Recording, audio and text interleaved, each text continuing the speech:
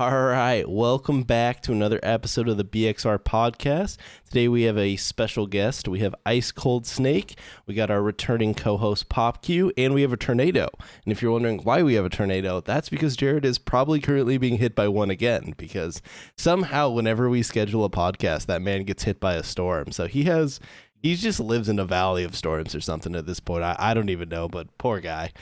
But hello, And I've always wanted to see a tornado, and he gets hit by one like every week. So dude, there was was it a month or two ago? I sent a picture from my basement. You could see it going down the street because it was like within a mile of my house. Like it hit a bunch of stuff in Omaha. So I got damn.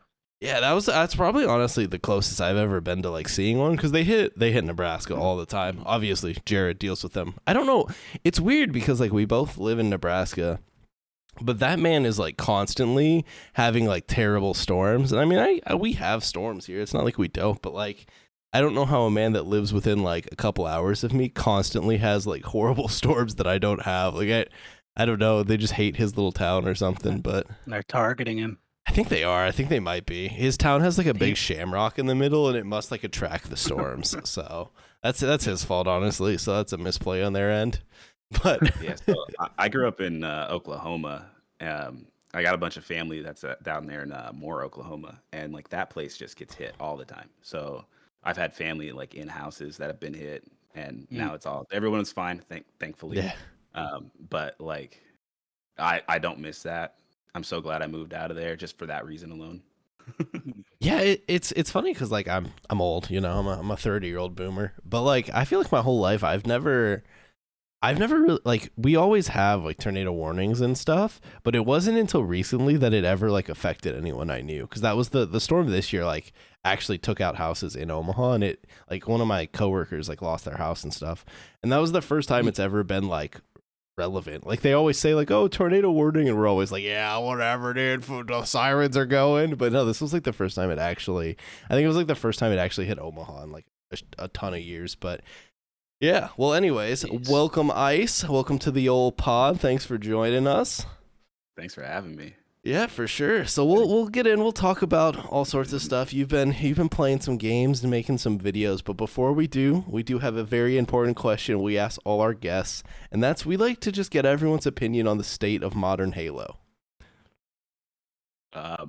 Well, I was at work today and I saw the number 343 on one of my like spreadsheets. All right. And I sent a picture of it to my buddy and I said, yeah, this is pretty much the state of Halo. They're just on a spreadsheet. Like, this is good. Yeah, that's just all it is. That's all it is. It's Microsoft Gaming. It's a spreadsheet. It's 343. And pretty soon it's going to get axed. Thank God. Maybe. They're supposedly working on a new game. I mean, I saw some. Is anyone excited about the new Anvil update for Infinite? Brother, they sent me an email saying like the Anvil update wants you back, and I've never cared less about an email in my life. I screenshot the email. I meant to post it on Twitter. Maybe I'll do that later now that I actually remember. But yeah, like obviously they send those out. It's just like a returning player thing because they have your email. But yeah, I just don't. I haven't played. This is probably the longest I've gone without playing Halo since MCC dropped on PC. Like it's been. I don't know, months at this point, like, and I don't even have, usually I'd have like an urge, like, oh, there's a new update, like, oh, maybe it'll be good, but I just don't care anymore. I'll be real, I haven't played Halo since like Halo 4, and I bounced off of that real quick, just wasn't a fan. Don't blame you. Like the sprints and Yeah. some of the other stuff into it. I liked it in Reach, I kind of liked it in Reach, but 4, I was like, I think I'm done with this. I actually think the sprint portion might have been better done in Halo 4 because I didn't like in Reach how it wasn't uniform. Like some people had sprint, some people had jetpack, some people had like the hologram. Like I didn't like the randomness that provided. But that said, the rest of Reach or the rest of Halo 4, especially like launch Halo 4 was just a disaster. So I just didn't like how 4 everybody had sprint. And you still had that randomness element because 4 had its own abilities. Yeah, so it did. For Yeah. sure. And they were pretty impactful too. You literally could wall hack. So Wall hacks. I was always using that shit. I don't know why anyone used anything else. I was just using wall hacks the whole time. I feel It's like crazy. the wall hacks were really cracked, or like the fast reload was good if you're trying to hit clips, because then you could just like you just instantly reload, get back in the action. The jetpack was semi useful sometimes, but yeah, I don't know. Halo 4 is a video game, so I don't know if I care that much to talk about it. I But still have I still have some great memories of Reach, of like sending out the hologram and then getting the assassination. Oh yeah, Like for sure. that, how cool that was, and like doing the 2v2s or doubles or whatever the playlist was called. Like, man, some good memories of that. But I like the randomness of it though, because if you don't have, if everyone has sprint and you have the randomness, then what the sprint isn't really that valuable at that point. Like, it's not like a give or take or risk reward. And I like risk rewards in my game.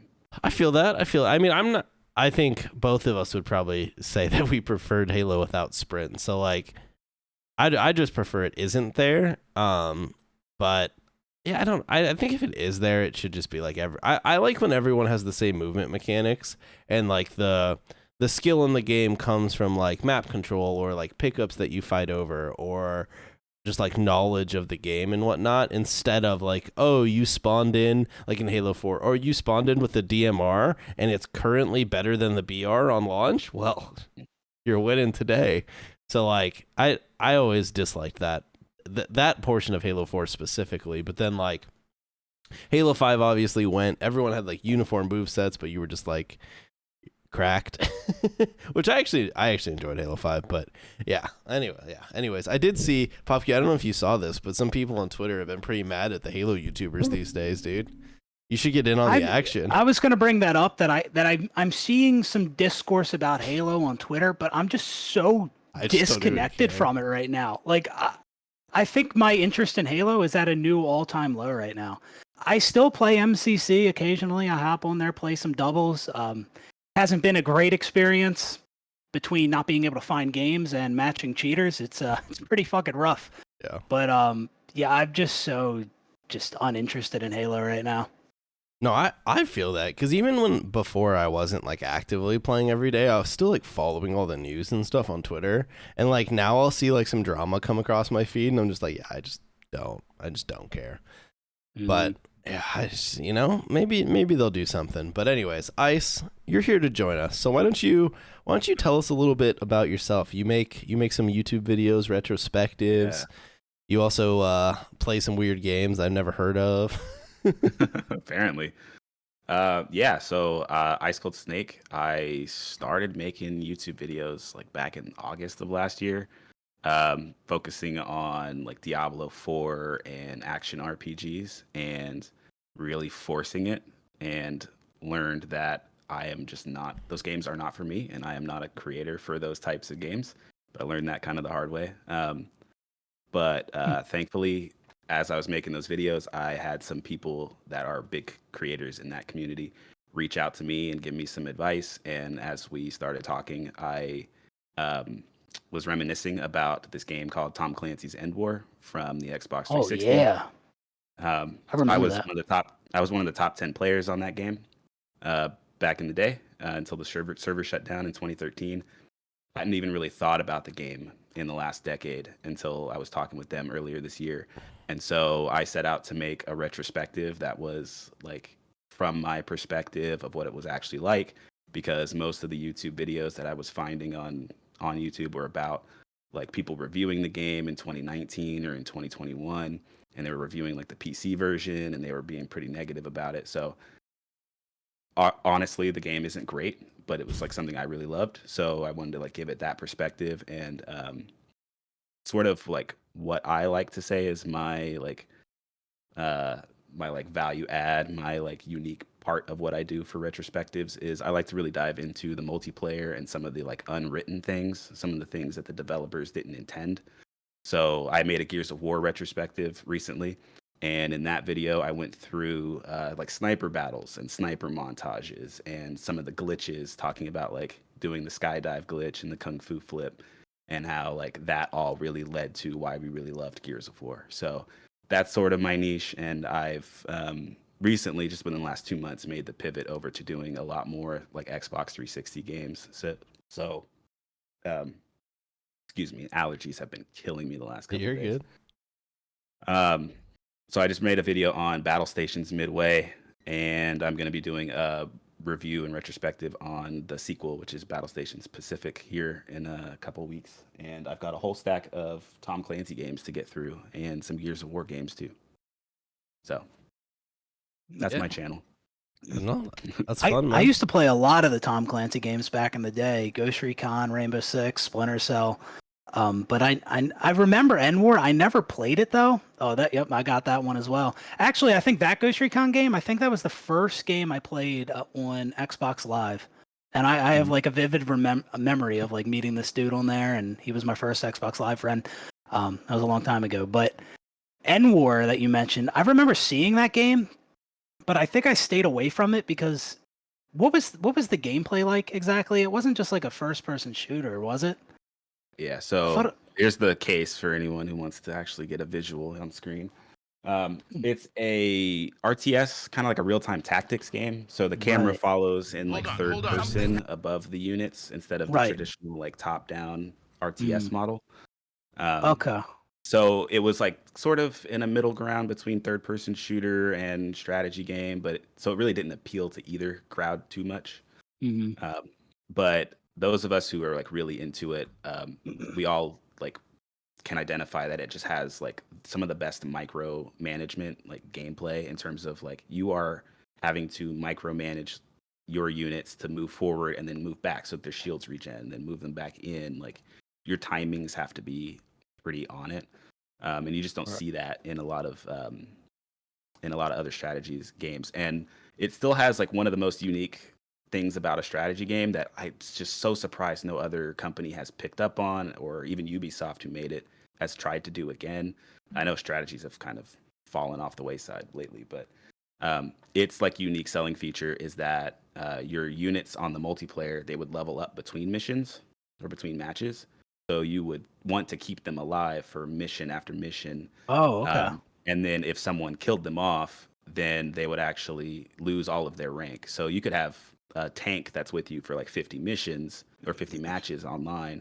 And if someone, here's one of my videos. If someone killed off your unit, then you would have to have its rank reset in your battalion. It wouldn't be as strong as it would have been.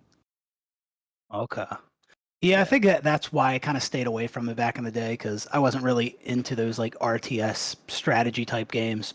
Still not really into them now. But after you showing me that case, I actually think I do have that game. I think I tried it and didn't like it. But but I was a big fan of a lot of the other Tom Clancy games, especially Splinter Cell, which I really want a new one, and I'm aware they're working on a remake of the first game, but yeah. Supposedly. Yeah, they supposedly the Tom Clancy games were actually all those Xbox 360 ones were supposed to culminate here in End War. So they were trying to do like the Infinity War-esque style of Tom Clancy universe, where End War actually features like Rainbow Six characters as the colonels of the European Federation, and Scott Mitchell is actually the general. Scott Mitchell is the Ghost Recon Advanced Warfighter main character. He's the general in this game. There's a couple of other references to Tom Clancy universe games throughout. I think there's like a Splinter Cell reference at some point too, but basically that's what they wanted to do, and then they scrapped the idea because they were like, this isn't going to make enough money. There's no way. That's interesting, because now we have X Defiant, which has multiple different Tom Clancy IPs in that game. Did you notice that they stripped the Tom Clancy name from X Defiant? Yeah, they did that like well before it launched, which was probably for the best. Yeah, because it was originally called like Tom Clancy's X Defiant the first time that they revealed it, and everyone was like, "What is this? Like, why is this a Tom Clancy's game?" And then the next time they brought it back with like a new trailer, it was just X Defiant. And I don't even remember if they really said anything about that, or if they kind of just took it off there. And I mean, I don't know if that it's not like newsworthy, but I think they kind of just like silently realized maybe this branding isn't the play and removed it. Right. I mean, the Tom Clancy name just doesn't mean anything for games anymore. You've got Rainbow Six, but that came out in 2015. I mean, that's because Ubisoft just like shit it out. Like they completely squandered. Because like the Tom Clancy name was supposed to be these cool like stories based off of the books originally, right? And then they kind of just kept shitting out games, and eventually like you have Siege that says Tom Clancy's game, but it's just like you run around, you can play Master Chief, or you can play like Linda from Halo 5 and all these other things. So it's kind of lost its meaning, obviously. Besides, like, I think they would keep it eventually when they launch another Rainbow Six, but like, honestly, I think the Rainbow Six portion of the name now holds more like IP value than Tom Clancy's does. Like, yeah, you're probably right. I think most of those games, even like even if they bring back, because Splinter Cell was Tom Clancy's Splinter Cell, right? Like, yeah, if they bring back Splinter Cell, they just call it Splinter Cell. You know what I mean? Like, I feel like at this point I don't know. Like it was cool at first to kind of feel like these different these games in different genres were somewhat connected, but at this point it's like they are all kind of doing their own thing, and I don't know. I don't think like a Tom Clancy's Splinter Cell fan, right? They're necessarily going to want to play Tom Clancy's Rainbow Six Siege, right? Like they're like totally different games. Whereas maybe originally the thought process was like, these are cool, like military style games. They might be different genres. Like it might be a third person shooter, or it might be like a first person shooter. They might be a little bit different, but overall, like the theme of like war and stuff was similar. But at this point, I feel like they're so separate. I'm not sure that portion of the name really adds much to them. I was just thinking, is Far Cry the only like IP that's mixed in with X-Defiant that never had Tom Clancy in the title? No, isn't Watch Dogs in it? Yes. Did that not have Tom Clancy? No. That didn't have it. Oh, okay. No. I'm trying to think what else is in there. So there's Watch Dogs, there's Far Cry, there's Splinter Cell, right? There's Siege. There's Siege, and then Ghost Recon Phantoms is another one. Is there 5 factions, or is there more now? 1, 2, 3, 4, 5. I think there's a total of 6 now. Oh, okay. I haven't launched X-Defiant up in a hot minute. I'm not gonna lie. I did see they added rank though. Have you played it recently? Yeah. No. I think they added it today. Season 1 started yesterday. Rank came out today. I was when the game first came out, I was playing a bunch of it, but the desync really kind of turned me off to the game. But I think they had updated that to like mitigate the desync issues, and I've played it recently, and I haven't noticed it as much. I played X-Defiant the other day, was really enjoying it, and I do plan on checking out Ranked. I'll probably check it out. I just don't anticipate it's gonna keep me, if I'm being honest.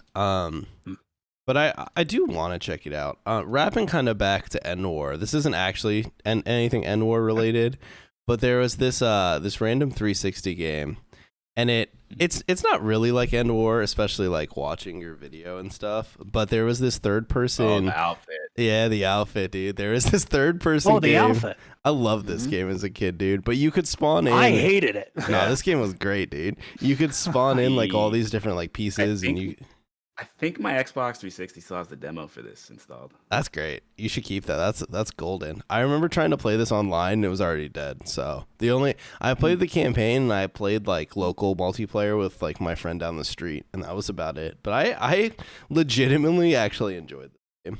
But I think this is like one of those game weird. Is basically like, did you ever play Mercenaries? Yeah. This was like a scaled down Mercenaries, and Mercenaries is like a whole open world. This is just game. like a linear mission type of game. But I always thought it was fun. Online, I think online is like very sandboxy. Oh, for the outfit? Big map. Yeah. Yeah, you're right. It would drop in a map, and you'd have like objectives, and you'd have to like take over capture points and stuff. Mercenaries never had multiplayer, did it? I thought it was just like I always thought it was like a GTA like clone with a cool spin, because was there 2 Mercenaries games? I remember there was one on like the PS2 that I absolutely loved, and then I think there was like Mercenaries 2 on the 360 that I remember playing, but I don't remember much about it. Yeah, it's World in Flames. It's the 360 one. Yeah. Was Mercenaries also like a THQ game, or was that a different company? I have Google. I could just look this up. It was. I have Mercenaries in my watch list. Oh no, Mercenaries is eBay EA. games to buy, and Is it expensive? but no, it's just I got That enough games I've that been would be buying and that'd be a make goated videos on. retrospective though, dude. So you got too many ideas. No, I feel like I have more like games I want to play for videos than I'll ever have time. Like every day I'm like, oh dude, this game was so like it'd be so cool to go back and play, and then I'm like, bro, it takes me like a month to make a video. I gotta stop thinking about new games to make videos on. Like we're gonna have to become a full-time YouTuber times 2 if I'm ever gonna make progress on my ever-growing list of videos I want to make. But well, so besides the Pacific, the Battle Stations Pacific that you're working on a video for, what have you been playing these days? Do you just play stuff for videos, or are there like for fun games that you enjoy? I started the YouTube channel because I've been in this state of not having fun with playing games. Like, I mean, I tried, Halo Infinite at one point and bounced off it. I'm Basically, sorry. every game for the last like 3 years, I just keep bouncing off of, other than like Elden Ring, which I sunk Yeah. 100 hours into for the one playthrough.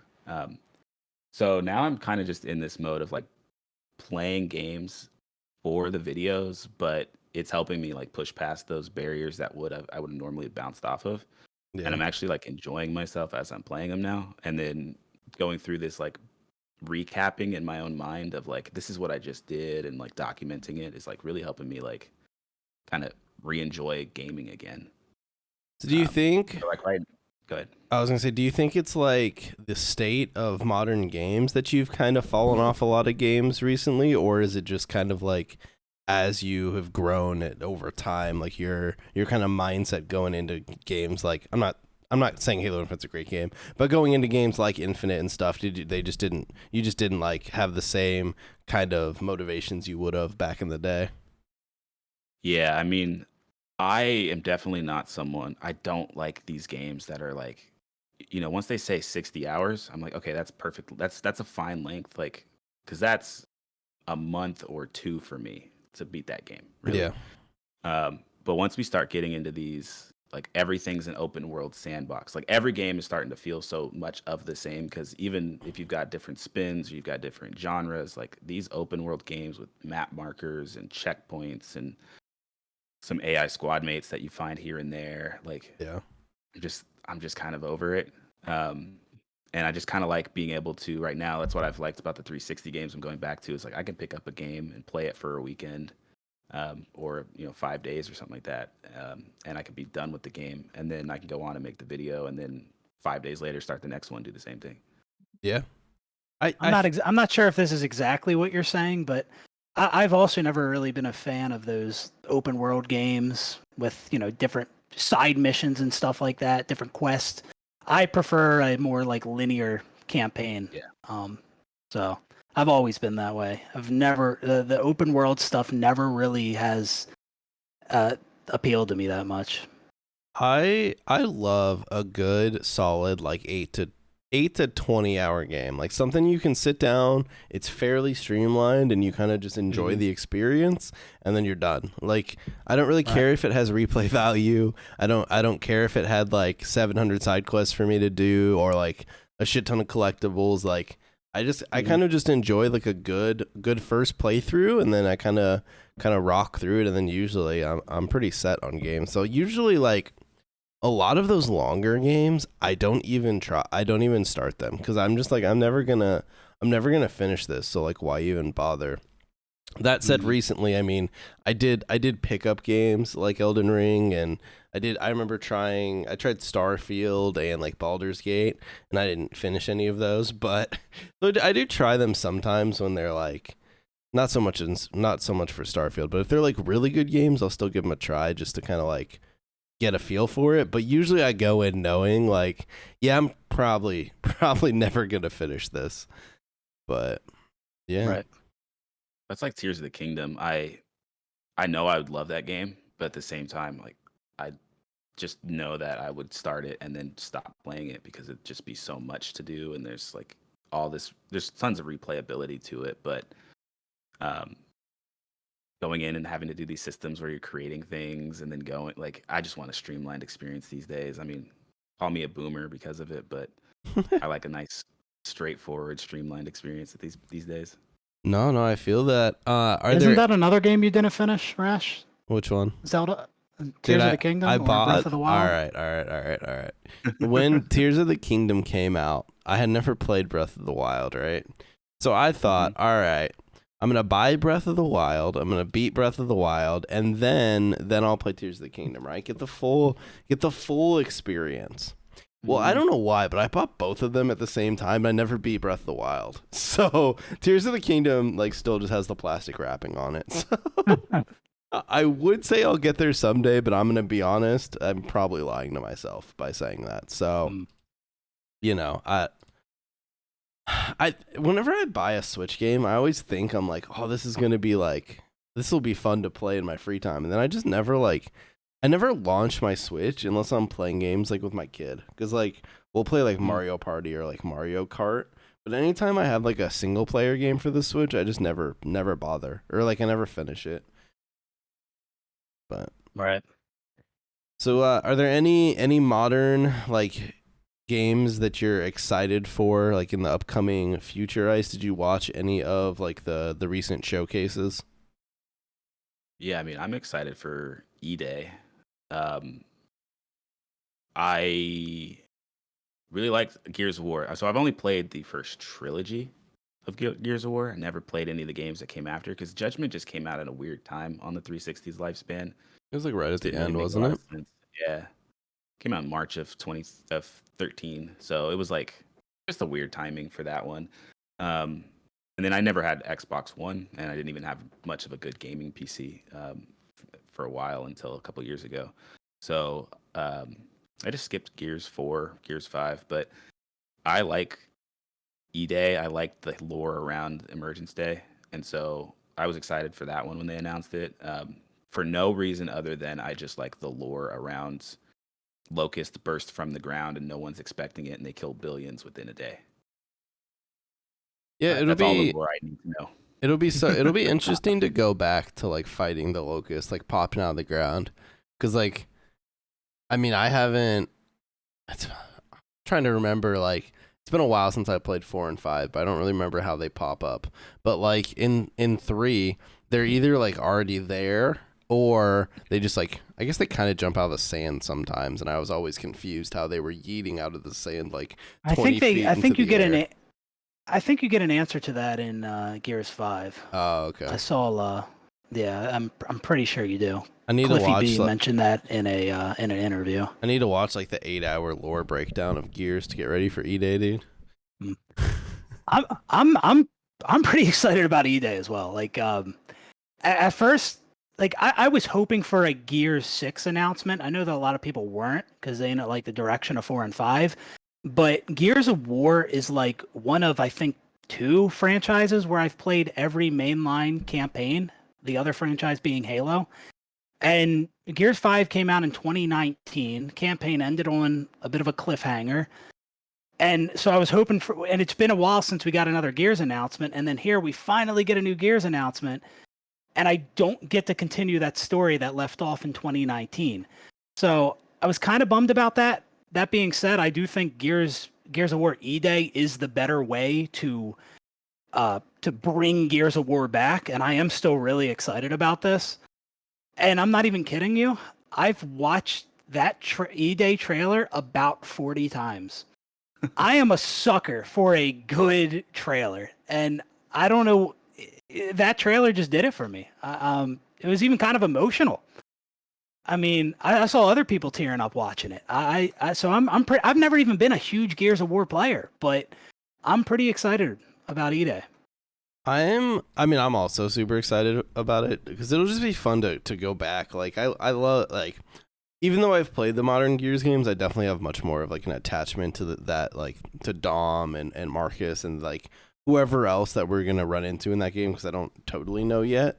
But I'm super excited about that. But I'm also like, super interested to see what they're gonna do with the multiplayer gameplay.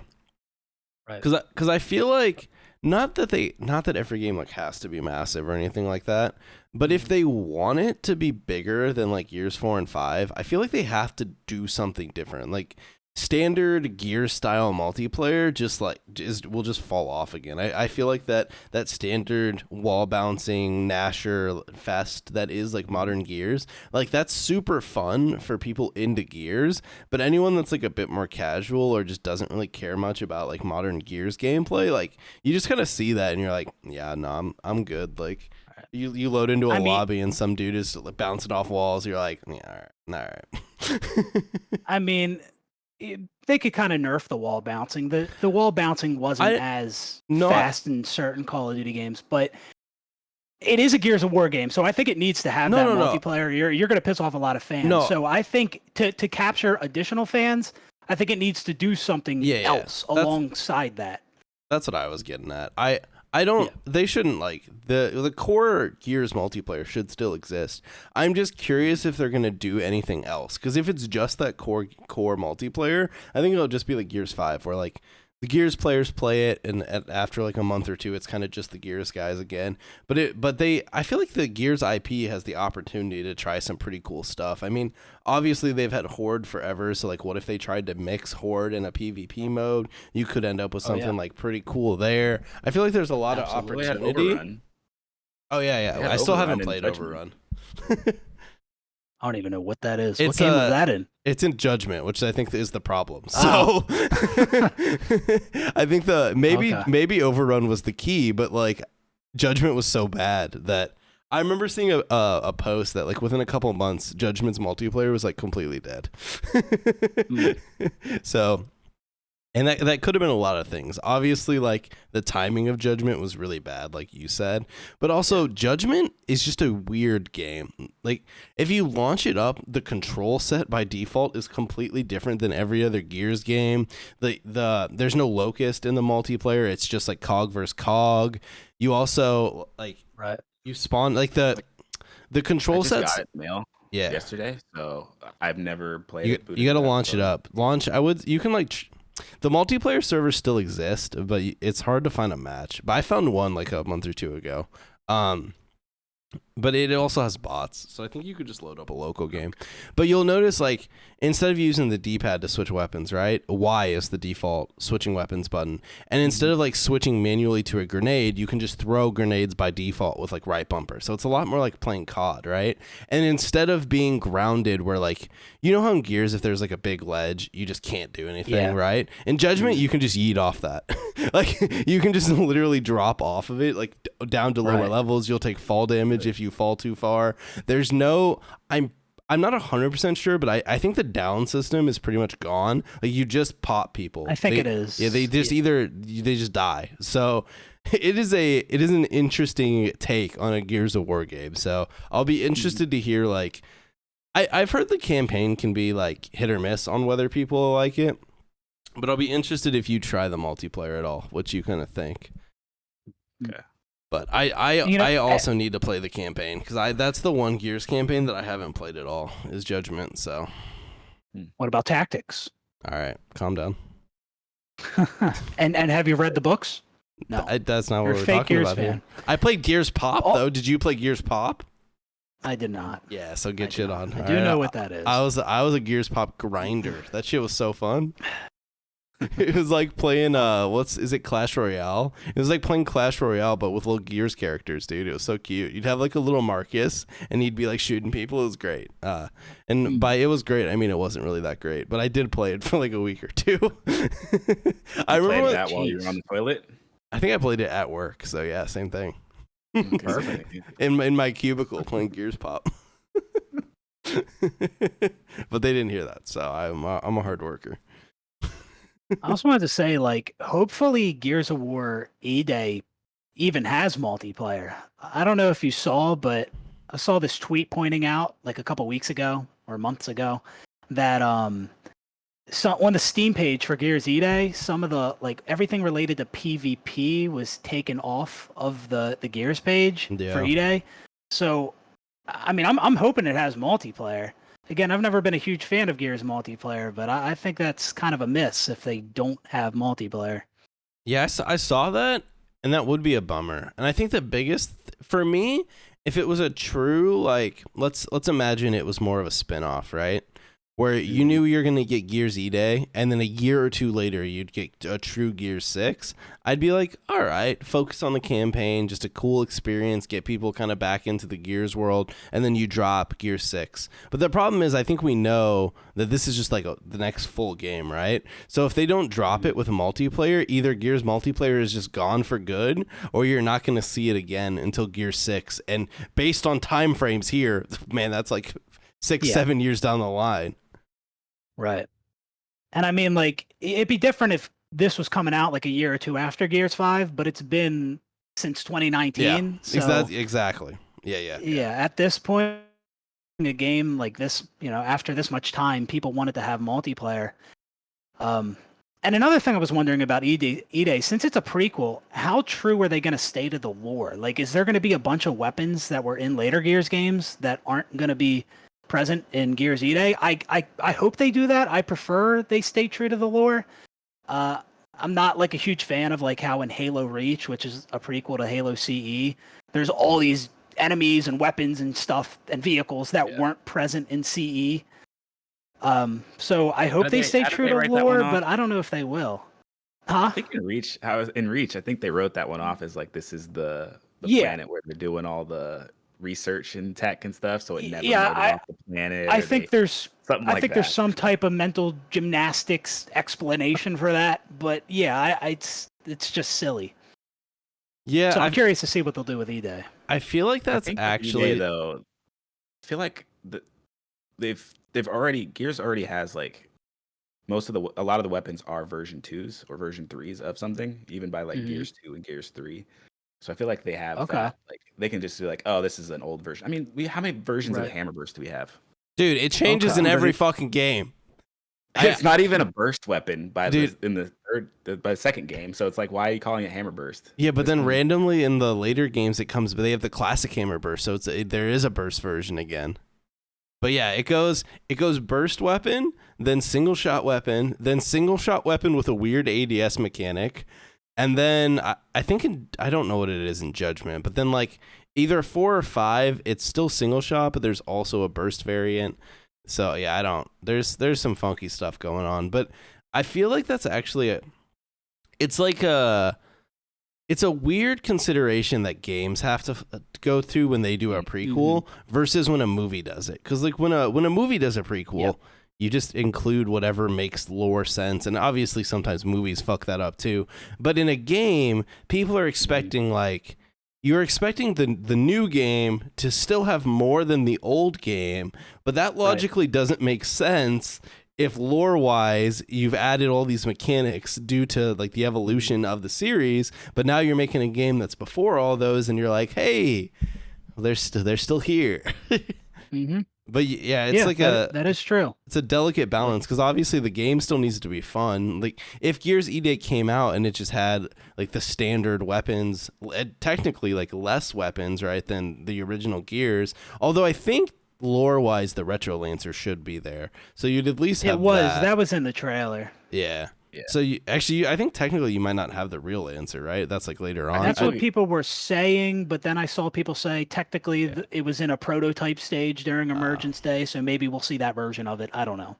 Yeah, so they could do some cool stuff. Plenty of room. There's plenty of room for them to bring in the regular Mark II Lancer, just because like I think based on the timeline of where they're saying it at, like we could have Ty like chainsawing through, because Ty is the one who like chainsawed, or he used a bandsaw or something like that to cut through a locust.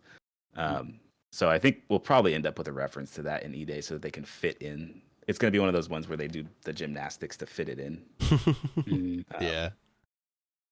But I just don't think you could have a Gears game without the chainsaw bayonet. I mean, it's like chocolate and peanut butter. I mean, that was literally like, isn't that something that Cliff said? Like, he's just like, yeah. Like, it's one of his like pride points is like, we put a chainsaw on a gun and it was cool. And honestly, when I first played Gears, I did in fact think it was really cool. Like by now you're kind of just used to it. Like you're like, that's Gears. But I remember playing the first Gears when you could just walk up and like chainsaw a locust basically at the start of the game. You're like, holy, like, and the gore is flying everywhere because those games were like excessively gory.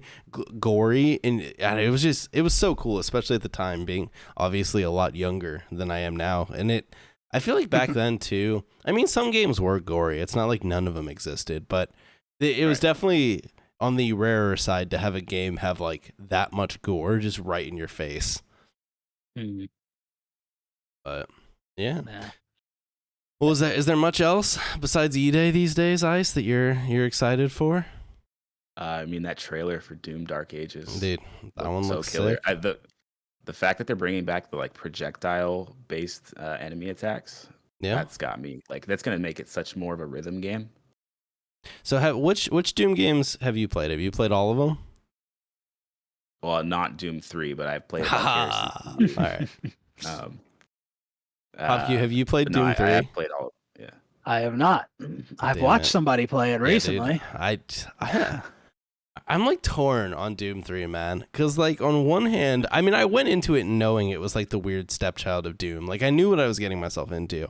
And playing it on like a lower difficulty, I'm like, all right, I get the vision. Like it's Doom but horror, right? And it's supposed to be more uneasy, and it's supposed to be like more of a, honestly, it gives me more like Dead Space vibes than it does Doom, right?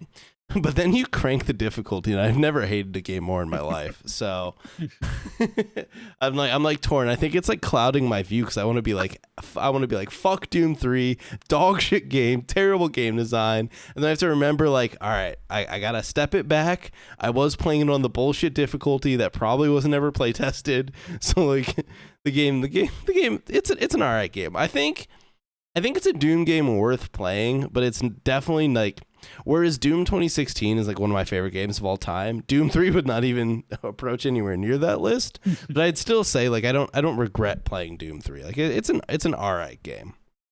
But I am very excited for Dark Ages. I hope, and I doubt they will, because they cut it in the last game, but I would love to see them bring back like traditional multiplayer. Because in Doom 2016, the traditional arena style multiplayer was, in my opinion, like pretty underrated. Eternal's battle mode was dog water, so I would love to see them give like a traditional multiplayer another try, but I have a feeling either we get another gimmick mode or they just cut it all together this time around. You know, I didn't get to play 16's arena mode because I went sailing for my copy of Doom 16. And I also, my gaming computer at the time had a 650 Ti with 1 gigabyte of VRAM. So, you know, lucky if I'm hitting a stable 30 on that. I will say, and I'll let you continue, the modern Doom games are amazingly well optimized. Those things for all the enemies that are on the screen and all the effects, they run like butter. And I don't know how it does it, but they have worked some magic behind the scenes. Because when I played Eternal, I was playing it on like a 1070 and I was streaming it and I was still getting like 60 plus FPS. And it's a crisp game. It is very well optimized. Yeah, if you're out there and you are considering going from a 1080p to a 1440p like high hertz monitor, just get it and then play Doom Eternal, and you will immediately have validated your purchase. I'm still dragging my feet. Playing that game on like I have a 170 hertz 1440p. That game is beautiful. Yeah, I've been dragging my feet for years on that. I still haven't upgraded from 1080. Because I have still on 1080. I have a 1080, but I have a 240 hertz, and I feel like it's good enough. I don't need the extra. I mean, it is good. I just use the screen. What do you mean? How do I edit on that? I just look at it. My fucking Premiere barely runs as is. If I tried to up the resolution, my PC'd probably explode. Like I have a dire hatred of Adobe. I actually hope that like I just hope that whoever made Premiere just never has a job again. But at the same time, I like it's such like a lost like a it's that the whatever the fallacy, but whatever. Like I don't switch. I just complain about Adobe instead. But I do that with Vegas. yeah, it's like I don't have time to learn a new editing software, but at the same time when I'm editing and I'm watching my slideshow because the preview screen is lagging, I'm just like, oh my god, someone. I mean, that's because you have your footage on an external. No, hard I moved drive. it. I moved it. That is a major misplay. I moved it. It's still doing it. It's like slightly better, but it's still bad. It's still like, once it starts moving now, it moves.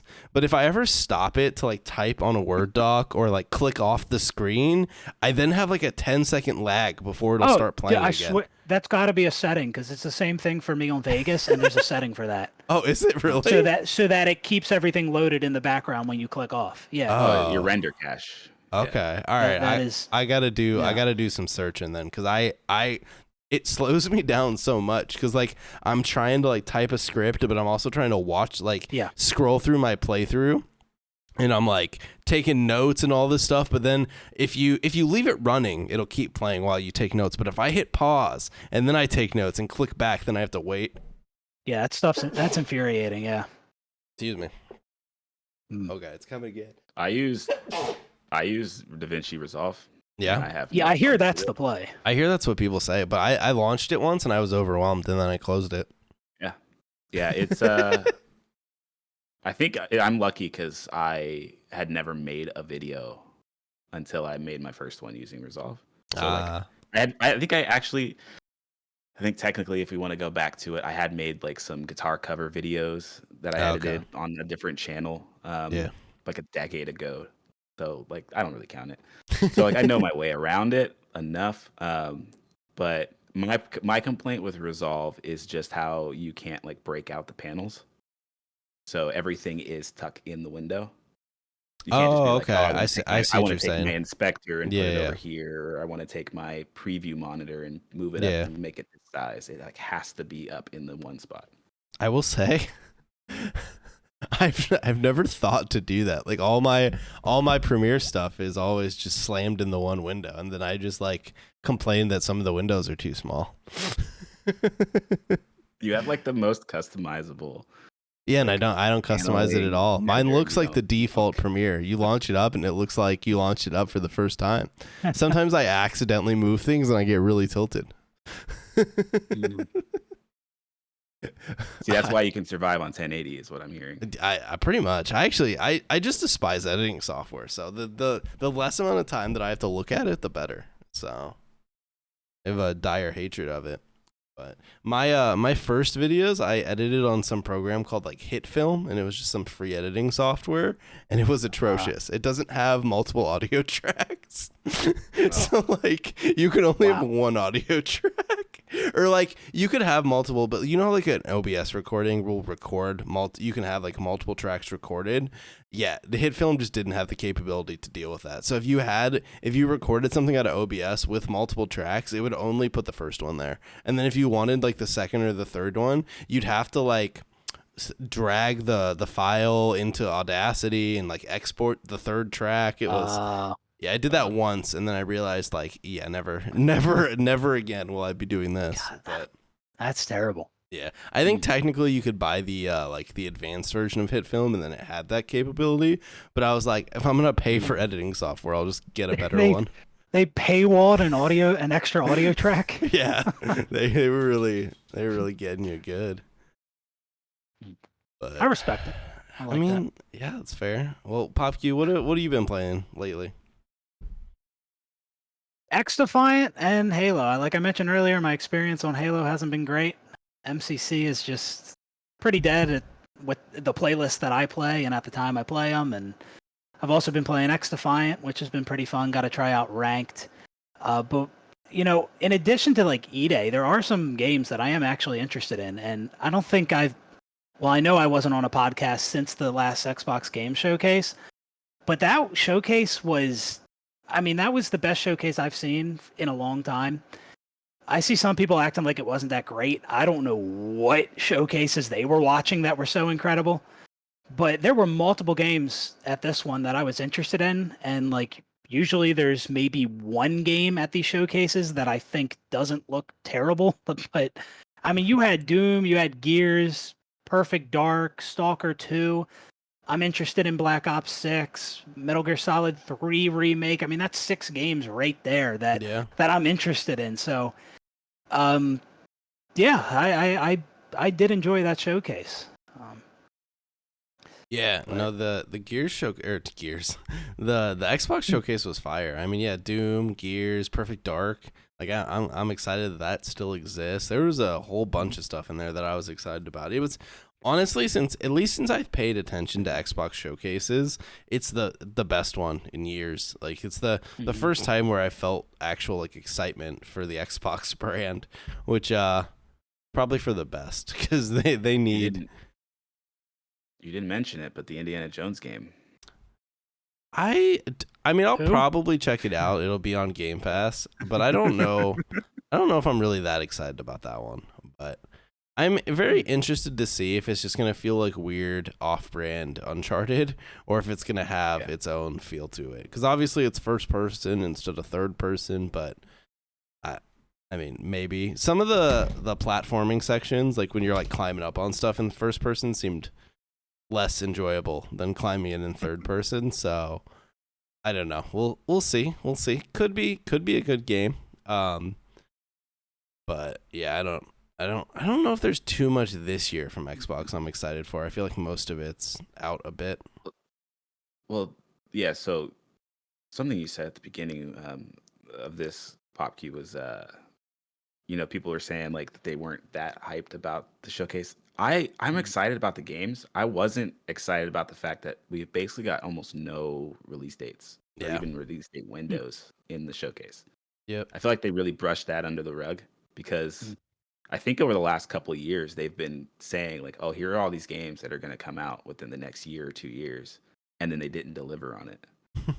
And so this one they seemed like they were shying away from saying that, but I think I was actually on Arash's stream while you were watching the showcase, and I was saying something too of like, how many of these games are actually going to come out this year? Yeah, like what's the bet on 3 of the games that they showed in the showcase? I remember you saying that. I remember you being wrong, but well, okay, Black Ops. It's Call of Duty. We all know there's one coming out. Microsoft just bought them. That's a gimme. Yeah. It was like that Indiana Jones Flight Sim, and then there was like some smaller games. So you were technically wrong. Yeah, I was technically wrong, but I will say, Avowed is supposed to come out this year, and that's the one that I'm the most excited for, and it's probably the one that people aren't talking about enough because the trailer doesn't really show what an Obsidian game is about. Like trailers are supposed to be action-y. And the trailer's all like fantasy combat, which isn't what I like think of when I think of Obsidian, right? Yeah. Which it makes me wonder too, like if I go back and watch, like obviously trailers were different back then, but if I go back and watch like a New Vegas trailer or even like Bethesda, like a Skyrim trailer, or the trailers back then, are they like all combat-y? I guess they probably have to be, right? Or cinematic at the very least. But yeah, the trailers for Avowed probably aren't doing it justice because it's just like, oh, this is fantasy combat. It almost kind of just that. I'm sure the game will be much better. But do you remember, I think it was last year, like Immortals of Avion? It was the first person shooter, but it was all magic. The trailers give me like that vibes. And I'm like, yeah, well, that game wasn't that great. But I'm sure Avowed will have like very deep RPG systems behind all that stuff, which is like the fun portion of the game. And if they actually have like really good combat to boot, then it's probably just like an all-around fun game. But yeah, and I mean, Obsidian usually has a pretty good track record, so in theory should be a good game, but you never know. So other companies with good track records have shit the bed under Xbox, so or they didn't shit the bed and they got shut down anyways. So it's a toss up over there. What happens to you? Yeah, I have this idea to make like a Crackdown video, like a retrospective on the Crackdown, and that's another series that like I completely forgot about and was going back through it, and I was like, wow, Xbox really shit the bed with this game and all of the sequels because all 3 games are made by 3 different developers. Are they really? I did not realize they dragged their feet. So they dragged their feet on the second one. They didn't offer the sequel contract to the developer who made the first one. And then that developer was like, well, we have to go make money, so we're independent, we're gonna go make a game for a different publisher. And then Xbox had to find someone else to do Crackdown 2. And that's I think a lot of why like there's a little bit of a switch in like how Crackdown 2 works compared to Crackdown 1.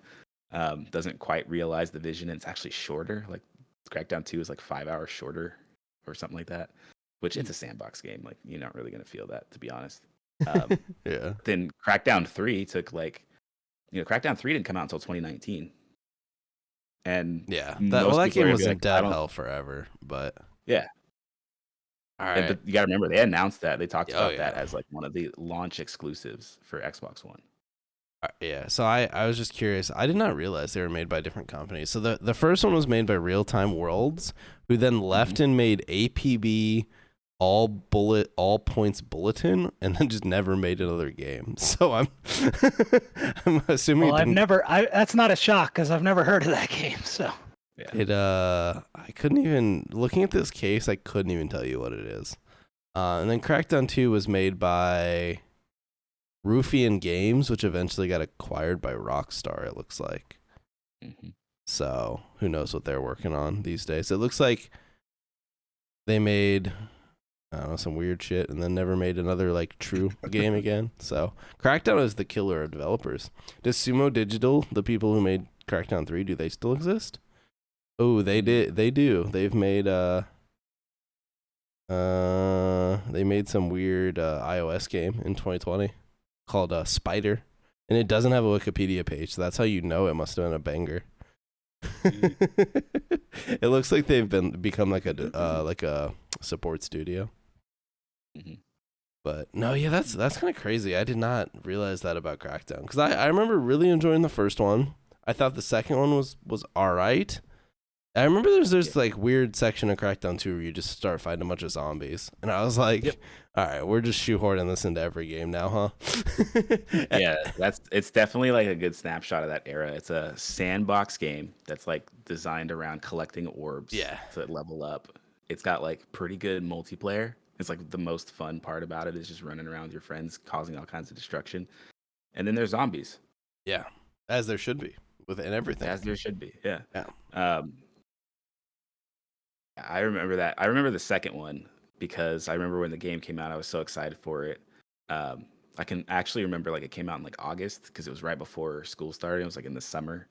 So I got the game and then I stayed up all night. I pulled an all-nighter, and then my mom was like, "Oh, also we have to go to my friend's party over at our house that's like, 2-hour drive away."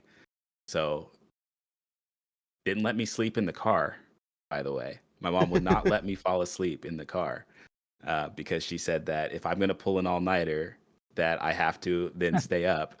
So here I am chugging like 5-hour energies at like 14 or 15 years old, trying to stay up. And then I slept for like, I think it was like 14 hours when we got back. There you go. It's rough, man. I can still remember that feeling of being like, this is the worst like my body has ever felt. Even in college, when like when I did all-nighters in college, like I honestly don't think my body like felt that same kind of like, if you don't go to sleep now, things are gonna be bad. That's funny. The amount of all-nighters that I pulled just to do the stupidest shit, like not even anything like cool. It would be like I stayed up all night playing Halo 3 BTB by myself. Like playing ranked BTB. I was just loading into lobbies all night. Or it's like, I remember in college, the amount of times that I would stay up, like I would have a paper due at my 10 a.m. class, and I would think like, all right, well, I gotta play League of Legends. So I'd play League until like 4 or 5 a.m. and then I would start the paper, and I'd finish the paper at like 8 or 9 a.m. and I'd be like, well, it's too late to sleep now, so just play another game of League, go to class. Damn. and then like sleep way too many hours and then just do it all again. But yeah, I played an unhealthy amount of League, and it's great because I'm absolutely dog shit at the game. So all like the thousands of hours that I probably put into League when I was in college was equated to absolutely nothing because I peaked like gold 1. So I was I was really putting good use of my time. You're just saying the same story, man. Like that's all it was. What was your main?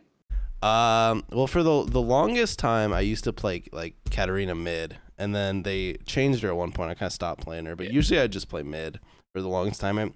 I kind of just played whatever like was meta in the season, but I kind of enjoyed like the assassiny type mids as opposed to like the mage ones. But I remember I played when I hit my highest peak. It was when like Lulu AP mid was OP, and I remember playing the absolute shit out of that because like in lane it was just so stupid. But it was kind of just whatever was flavor of the month at the time. Honestly, I kind of just picked up whatever. But yeah, I was obviously never any good, so clearly that didn't work out for me.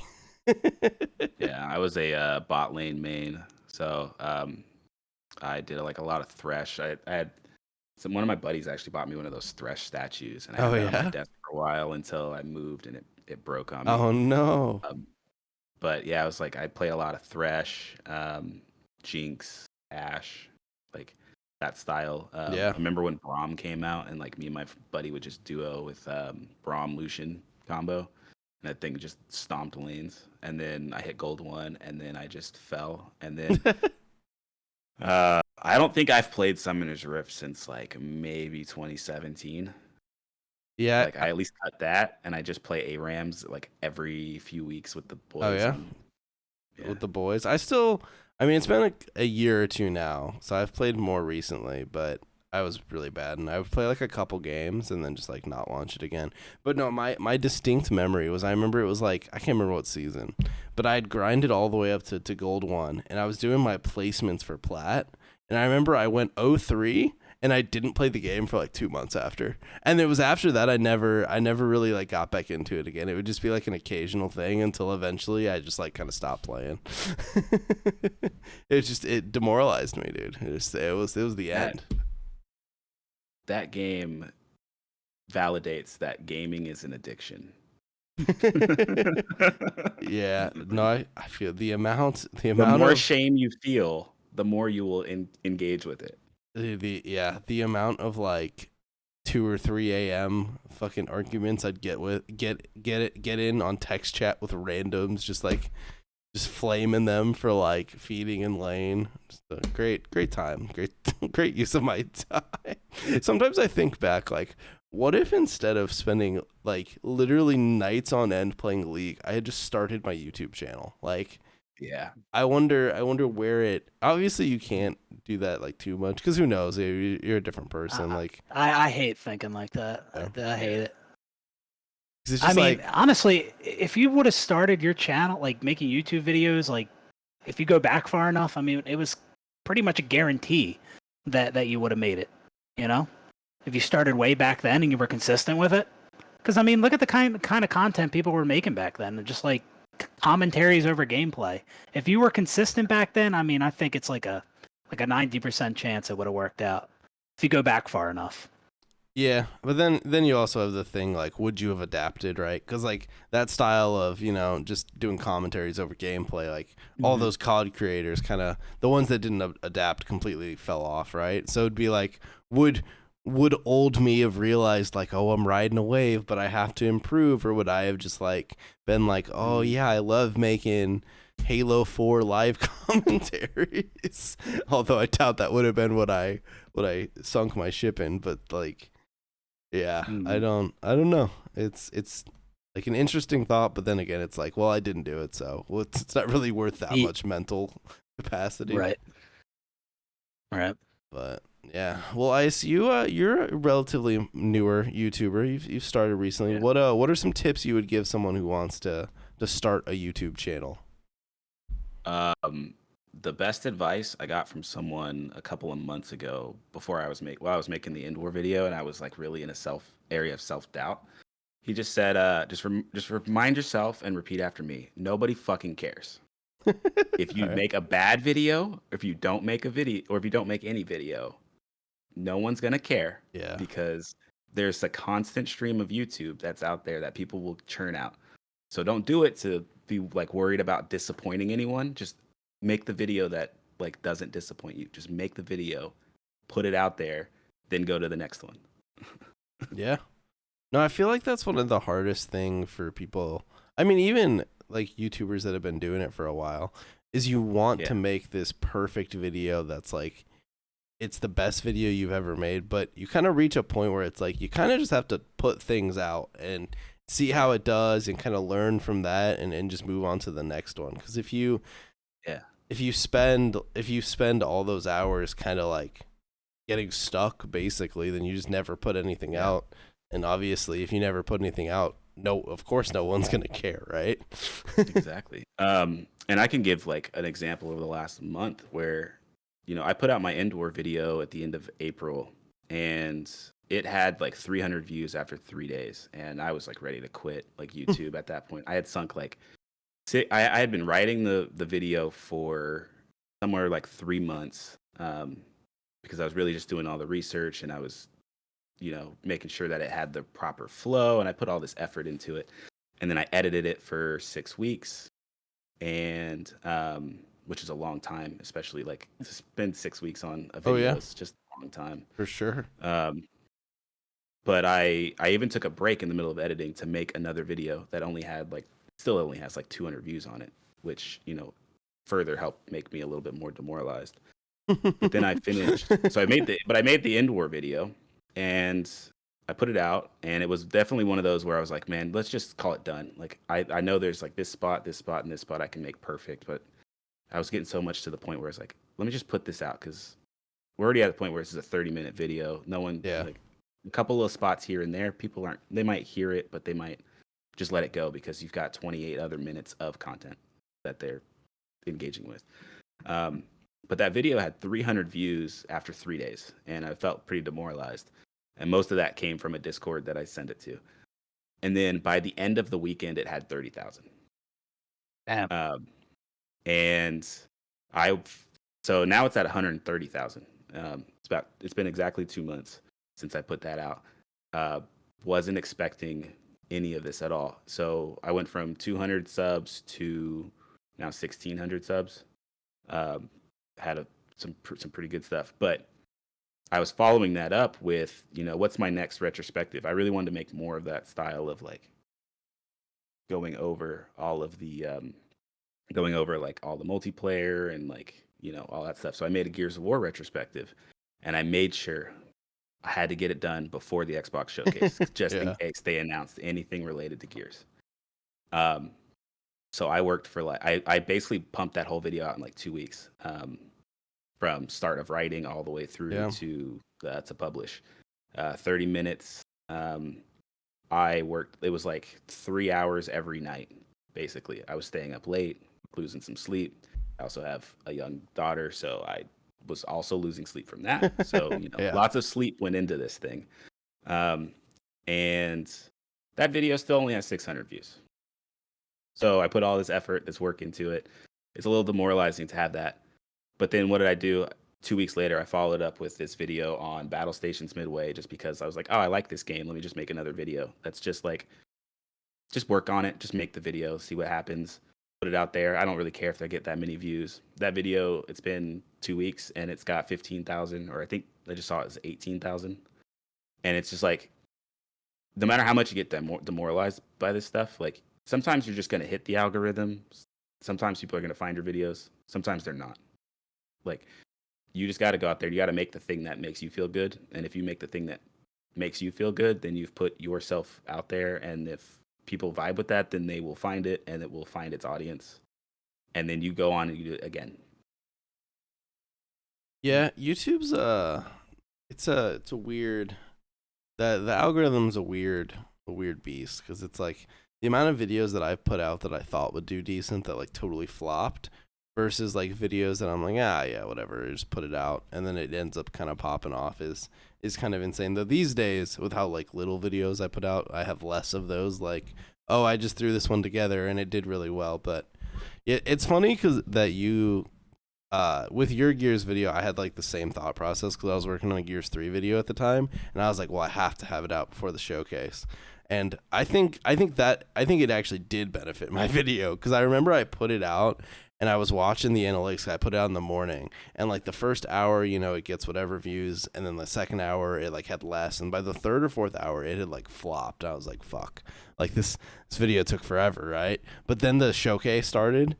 And like after the showcase, I saw a little blip, and then like afterwards, it just like caught the algorithm, and it's still getting views now. So I don't know. It's just it's like it hit for you, and it didn't hit for me. There's so many different factors, man. It's like you gotta it's like right time, right place.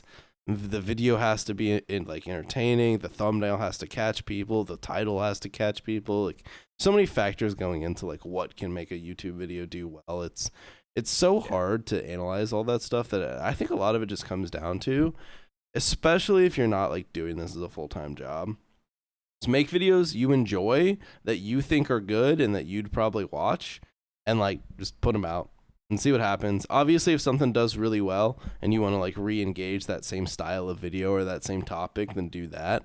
But you can only like chase numbers so much, or else you just kind of like, it's not fun. That's the real advice is if you are a smaller creator like me or smaller, just delete the YouTube Studio app from your phone. It does nothing honestly to help you. Even when videos are doing well, all it is like creating a habit of you checking it all the time. And then once the inevitable like downturn comes, maybe the next video doesn't do as well. You've now got this habit of checking your phone, just hoping for something, and you're not seeing anything, and then it just demoralizes you. I will tell that all the time to people. Like I have some other friends who are just about to hit monetized, and I keep telling them just delete this YouTube Studio app for you. It's done nothing for you right now, bud. The amount of like mental, I don't know, anguish is the right term, but like mental, I don't know, sadness that I get from like checking a video and it's like 10 out of 10. I'm like, motherfucker. And it's like on it, and some of those 10 out of 10s end up like popping off, right? Because I remember like my best video this year was like a Power World video, and for 3 or 4 days after I released that video, it had like 300 views, and I was like, oh, this was what a waste of time. Like that totally flopped, and then it just like randomly exploded. But I remember like looking at the studio app, and I'm like, 10 out of 10. Yep. We did it again. But yeah, I don't know. I think obviously like analytics are helpful, and you can deep dive in them to find like there are useful things in there, but I think overall, I think like people would probably benefit, and I say this as someone who doesn't do it, but I think most people just benefit from not even looking at them. Like obviously like respond to comments and stuff, so you're engaging with your audience, but in terms of like watching the views over the last 48 hours or all that stuff, I think a lot of that kind of you can get into your own head about it. But then so there is important things like watching, especially now with like being able to test multiple thumbnails and stuff, like there is interesting analytics that you can see. But PopQ, you haven't made a video recently, but when you make your next one 10 years from now, are you gonna try the thumbnail thing? Probably not. I've never really been one to look at the analytics, because I always just looked at it like I'm just making the videos I want to make, regardless of how well they do. I mean, that might not be the best way to look at it if you're trying to make a career out of it, but that's how I wanted to do it. I was like, if these videos pop off, so be it. If not, whatever. These are the videos I want to make. But one thing, like a problem that I have is when I am uploading is like I will spend a good amount of time working on some videos, like you mentioned, Snake. 6 weeks for the Gears video or the NWAR video, whatever one it was. And it's like for like NWAR, that 6 weeks on that doesn't really matter that much, because it's like that's an older game, so you can kind of put that out whenever.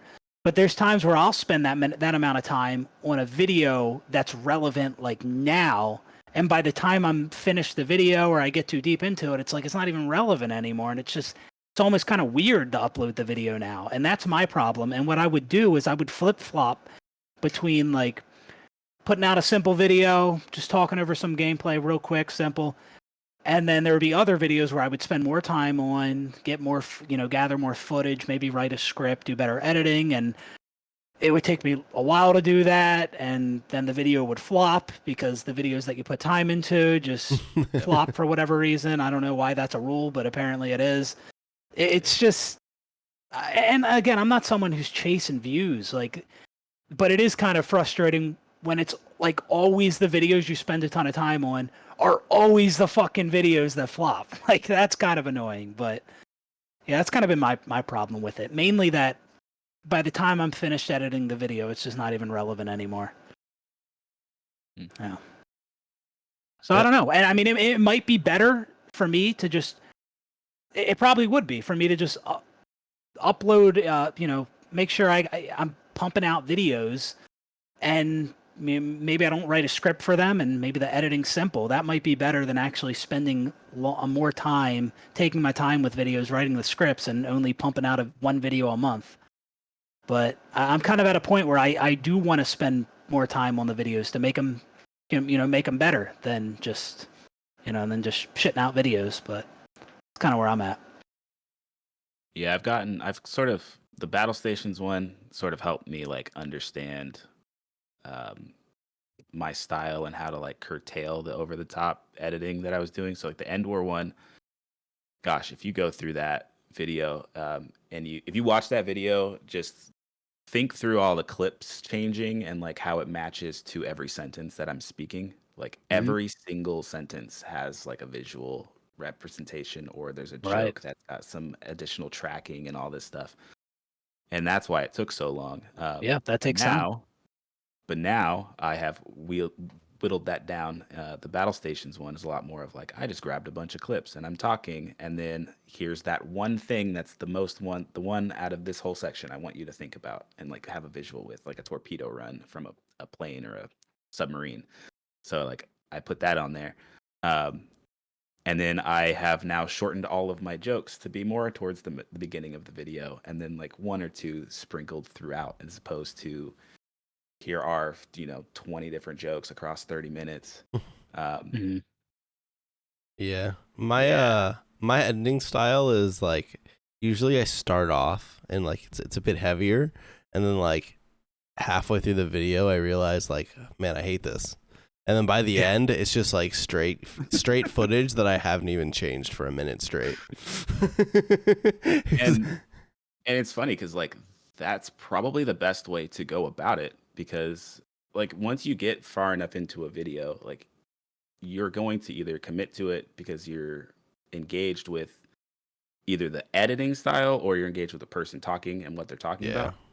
So if you hook the viewer in on, it sounds so weird for me to say it this way, as like this clinical way, but like if you hook the viewer in on like what you're talking about after you've already hooked them in on the editing style, then most people will stick around to listen to the video even if they're not like fully watching the thing.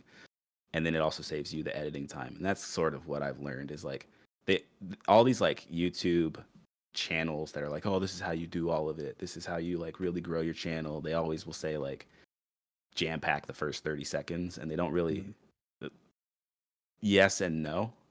Like, sure, people bounce off after the first 30 seconds. But like, if you look at any of my retention, it's usually like 50 or 40% of people are there after the first 30 seconds. But you get them all the way through the video from that point on. Yeah, usually mine's like a giant like fall off right at the very start. Like I think they accidentally click the video or some shit, and then it usually like levels out. Yeah. But yeah, like that, I definitely pack more into like the first like 3 minutes, because then once I've gotten that far into the editing, I'm also just like, I'm tired of finding clips. And I'm tired of putting this together already. Yep. I So feel it's like that. it's kind of like the audience is doing it, and then us on the editing side are doing it. And it's technically we're all in balance, but it just doesn't feel right. It's funny because like the way I mostly watch YouTube, like there's exceptions to it, but a lot of like YouTube stuff I watch, I don't even watch. Like I just listen to it unless like I really need to be engaged in what's going on the screen. But a lot of times I just listen to most videos like a podcast. So sometimes when I'm working on stuff, I have to remember like there are people that look at the screen. I do have to put in effort. Right. But All right, why don't we we'll change gears a little bit. I had one kind of modernish like news topic debate that has hit the waves, and I don't know if you guys have seen it, but I figured we could discuss it a little bit, get your guys' opinion, Well, and there's then a couple of them. So we'll, which one are you going to all throw right, at us? all right. You can Uh-oh. you if you have more, we can do multiple. But I was gonna bring up the recent clip by what's her name, like Fuck, I should have done my research right. Basically she put out a video saying like, I still don't even fully understand why people are so tilted, but she put out a video about like disabilities and how like people like developers call like situational disabilities or just like things that could happen, like a kid coming in or something like that, and you should be able to pause a game. And I saw all these people being so tilted because someone would like dare say you should be able to pause Elden Ring, and I'm just like, I don't get it, because like, I mean, I don't think of kids as a disability, obviously, but like, if I'm playing a single player video game, like just let me pause the fucking game. It's not an online game. And then I see people like, oh well, like you should just die and come back, and it's like, oh, why? Like, why do I have to die and come back in the middle of a fight? Why can't I just hit pause on my controller, go take a piss, come on back down, and play the video game I was playing before? And I get it, like the Souls games in particular have never had like true pauses, but there's other single player games that also don't have like proper pause systems, and I'm just like, every time I run into that, I just never understand the thought process. Like, there's so many things that will happen when you're playing a game that sometimes it's like, yeah, I would like to pause this. Maybe I'm getting a phone call. Maybe I heard a noise upstairs. Like, yeah. If I want to be totally locked into a video game, no pauses, then yeah, sure, you're playing a competitive multiplayer game or something, right? Like if I'm playing a single player game, I'm expecting to be able to like deal with stuff if it comes up. And obviously like sometimes you're a little more locked in, like you might ignore something, but like I don't know. I don't know if you guys saw all the discourse around that, cuz I just like was baffled by the things that people argue about on the internet these days. Yeah, I didn't see what everyone was saying. I didn't even watch the clip. I saw it getting shared around, but yeah, I definitely think you should be able to pause a game. That just makes sense to me. I don't see any like downside to not being able to do that. And even in a game like Elden Ring, like where you can't traditionally pause the game, I think it's still possible. I saw there's like a workaround. Mutahar, Some Ordinary Gamers, mention how you can pause the task in Task Manager. If you're on PC, you could pause it that way. So it's still possible. Just put it in game. Let people pause the game. That just makes sense. I think it's weird to act like that's a bad feature to have. It's sad that you even have to say feature. Yeah. Pausing the game. Like that's just, I mean, we've had pause buttons since like the Magnavox Odyssey, right? Mm-hmm. No, so I did see the clip. I saw some of the comments. I also watched a video somebody did about it. I watched Asmongold's take on it. He also says some dumb stuff in his videos, but when doesn't he? He says so many things. Some of them are just like they're destined to be dumb. Yeah, I did agree a lot with one of the things he said, which is that a lot of the people are just picking out the fact that she used the word disability in that sentence, in that statement, because she says, if you've got a kid, you might have a situational disability, to where you have less ability. She's trying to say you have less ability to be able to play this game because you can't pause the game. Because if the kid is crawling around and doing something, you need to be able to pause the game. So you now have less ability to play the game, and I agree with that. Like even when the little one goes to bed, I can't play Elden Ring right now because there's a chance that she wakes up crying.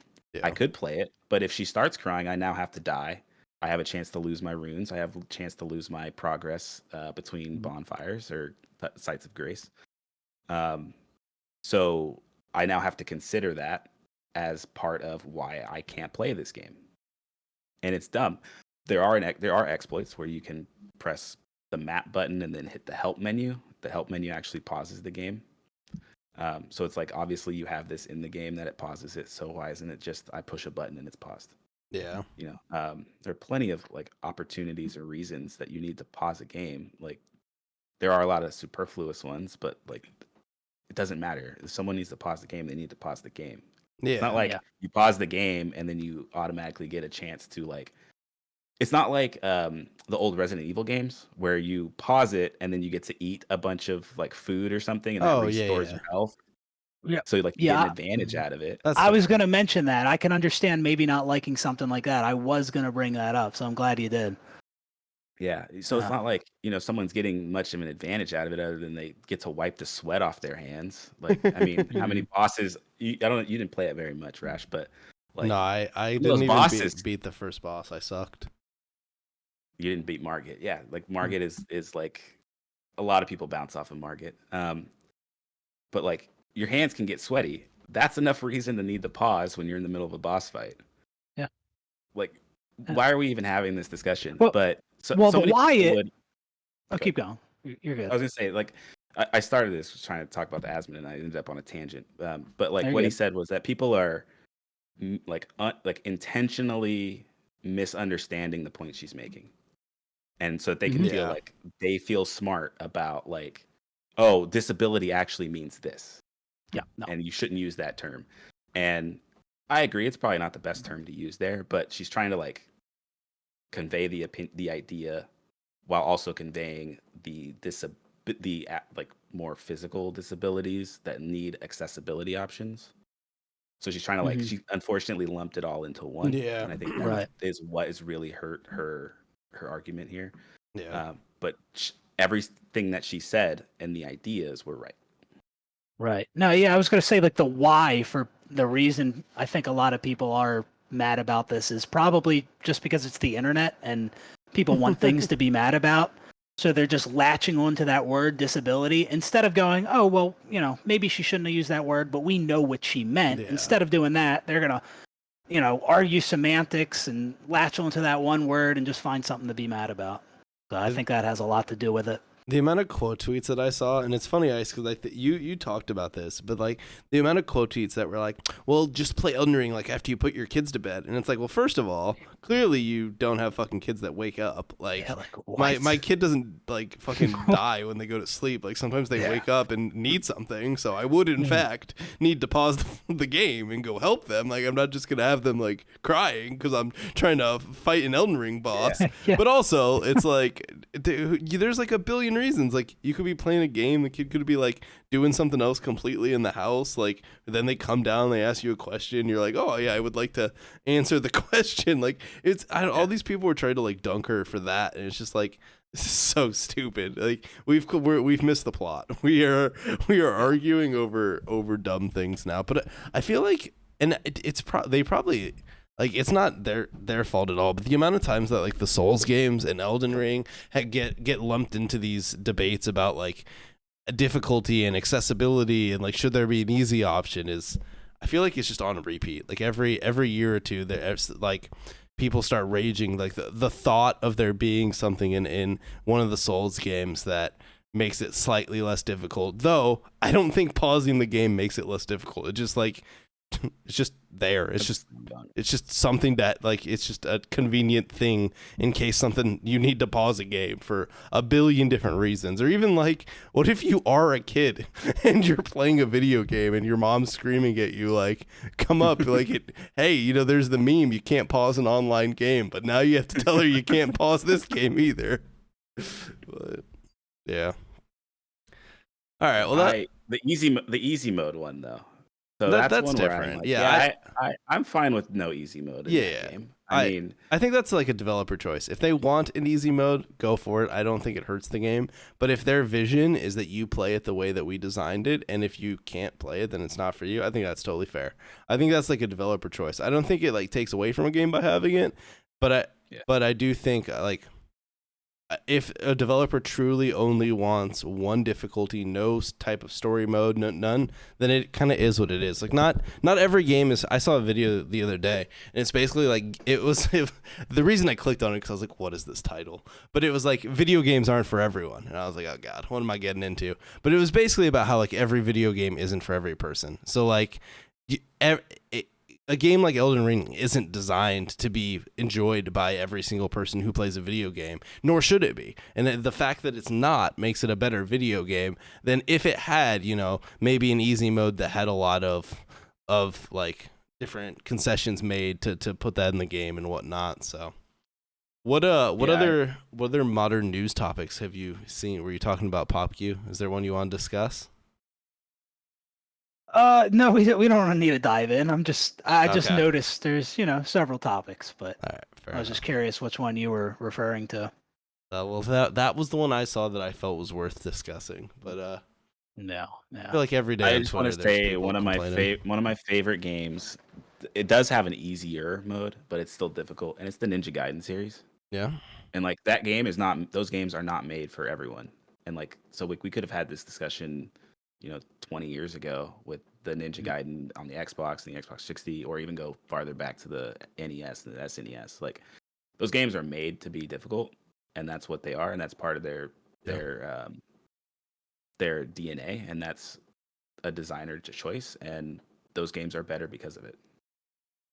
Yeah. No, And that's why Ninja Gaiden 3 sucks, because they decided to make it easy. I can admit I've never played any of those games, so I don't actually have an opinion on this, but yeah.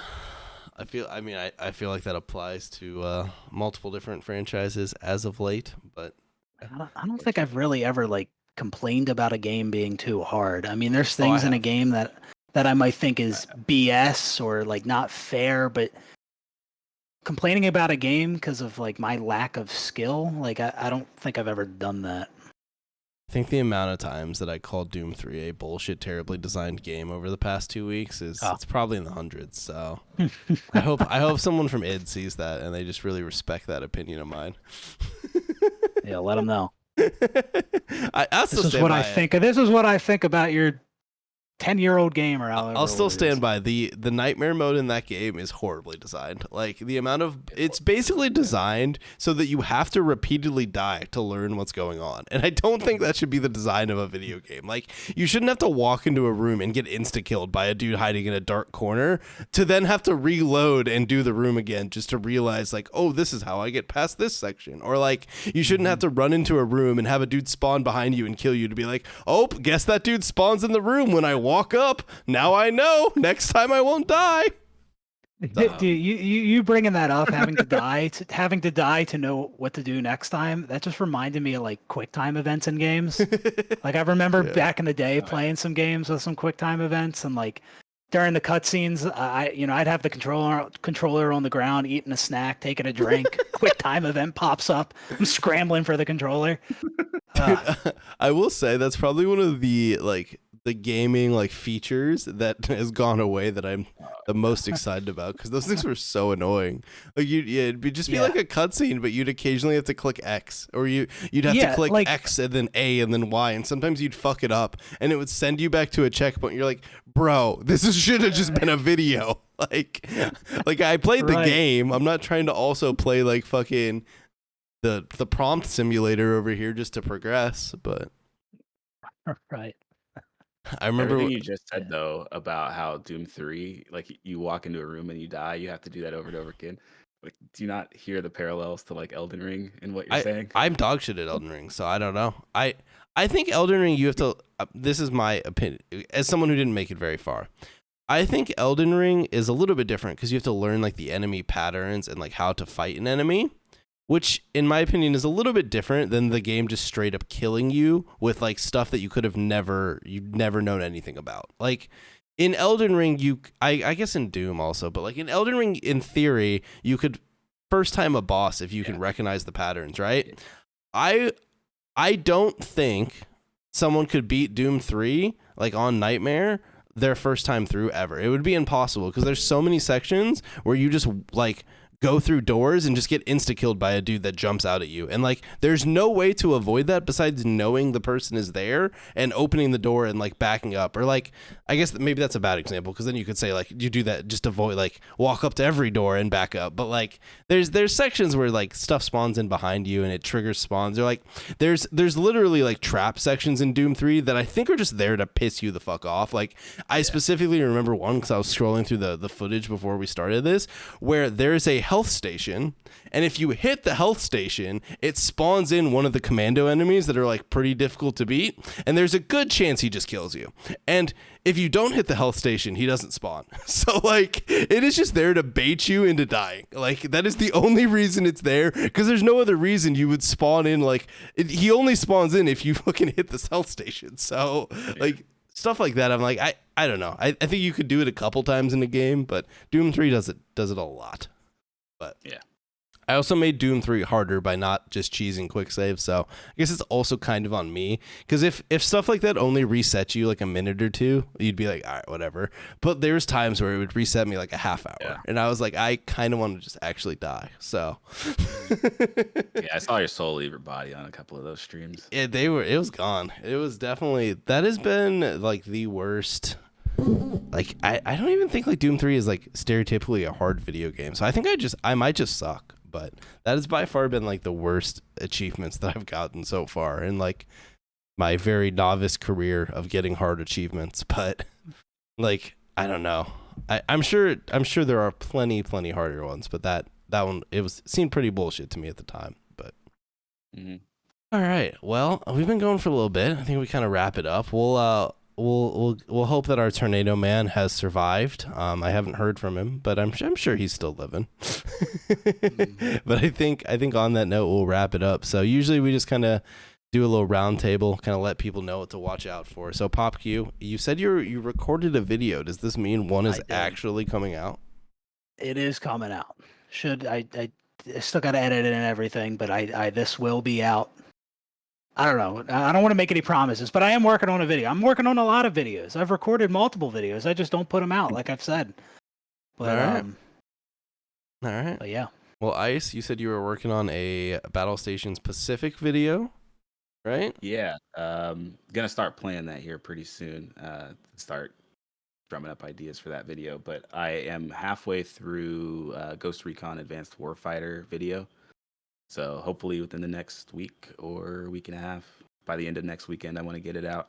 And then I did put up a community poll on YouTube and got like 100 and something votes, which I think is pretty good for 1,600 subs. But you guys voted for me to play Frontline's Fuel of War. Yeah, I'm going to be honest. I saw that poll and that's not what I voted for. So I actually kind of want a refund on my vote. So let me go see what I voted for, because I don't remember now. I voted for Splinter Cell. Yeah, I can't believe that people picked Frontline's Fuel of War over fucking Splinter Cell. I'm glad people didn't pick Bulletstorm though. It's like that's the thing. Is like I remember hearing about Frontlines back when it was coming out, but I never played it. And I just went and bought it on eBay just because I was like, oh, this is like one of those really bad games. Like this is like one of those 5 or 6s out of 10. From the Xbox 360, like the early days of the Xbox 360. So I thought this would be a good one for a video. Yeah, it's one of these type of games. It's just like a generic first-person shooter, isn't it? Like, yeah. I don't remember it being overly terrible, but it's just not good. Like, it's just an I'm looking forward to making a 360 video about shooter.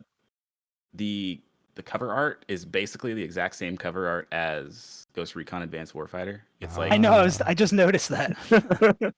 It's just like the same. It's basically the same person with the same helmet, facing the other direction and not leaning against the wall, but still having a leaning motion. I was looking at the cover art. I couldn't remember. Did I actually play this game, or am I just thinking of Ghost Recon? Yeah, I'm probably just thinking of Ghost Recon. What are these like? Hold on. I pulled up some gameplay and like. There's just random like red circles everywhere. Is that just hit markers? Oh, they're just like the red weird. circle around the things. It'll like it has those, but then there'll be one that pops up on a dude like before he shoots.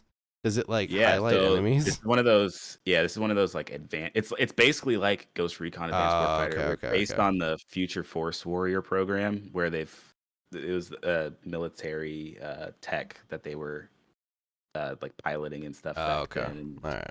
so it's basically like a helmet he's wearing that Yeah, highlights enemies and provides like some HUD elements. Did this have multiplayer like all 360 games did at the time? Yeah, it did. Oh, I think dude. it's still actually active. No shot. Like you can get a little lobby every now and then. Bro, Frontlines is currently $5 on Steam. I might have to pick it up if I can play multiplayer. I love a good shitty 360 multiplayer game.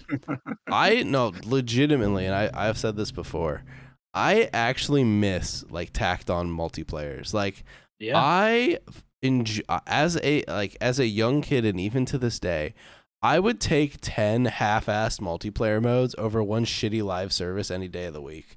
Like, I would rather bounce between like half-assed multiplayers of all. Like, remember, everything on the 360 had a multiplayer mode. A lot of it was terrible and felt tacked on, but there was like occasional gems that ended up way better than they ever deserved being. And because of that, I miss that whole premise of when games had everything. You had a campaign and you had a multiplayer, and like you would play through the campaign first, and then you'd be like, all right, I kind of like this game. Then you would go check out the multiplayer, and sometimes the multiplayer would just be good. Like, I remember the multiplayer for the first Fear was like actually really fun. Like, I put way more hours into that than I ever did any of the campaigns of Fear. Like, it was a ton of fun. And that's like the same reason I ever checked out the campaigns for things like Gears of War. Like, I picked up Gears of War as a kid to play the campaign because it looked really cool. But then it turns out the multiplayer is also like goated, right?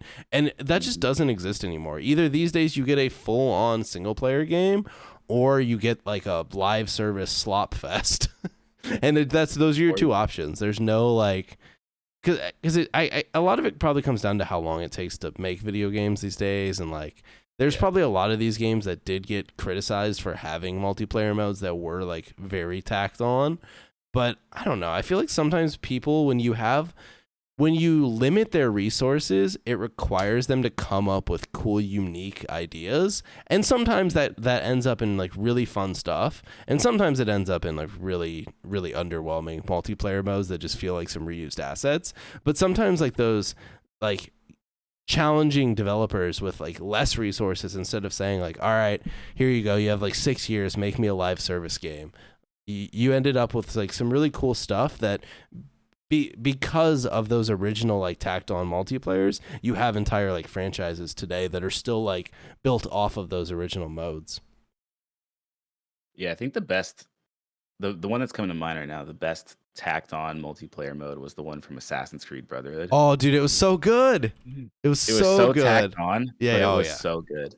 Yeah, that was the one where like there would be like a person in the crowd, and you'd have to go and like find them, and like that was so much fun. I remember playing that on my 360. Like, again, I just bought Assassin's Creed Brotherhood because I was like, oh, Assassin's Creed games are fun, and then I popped up the multiplayer, and I'm like, wait, this is actually like legitimately enjoyable.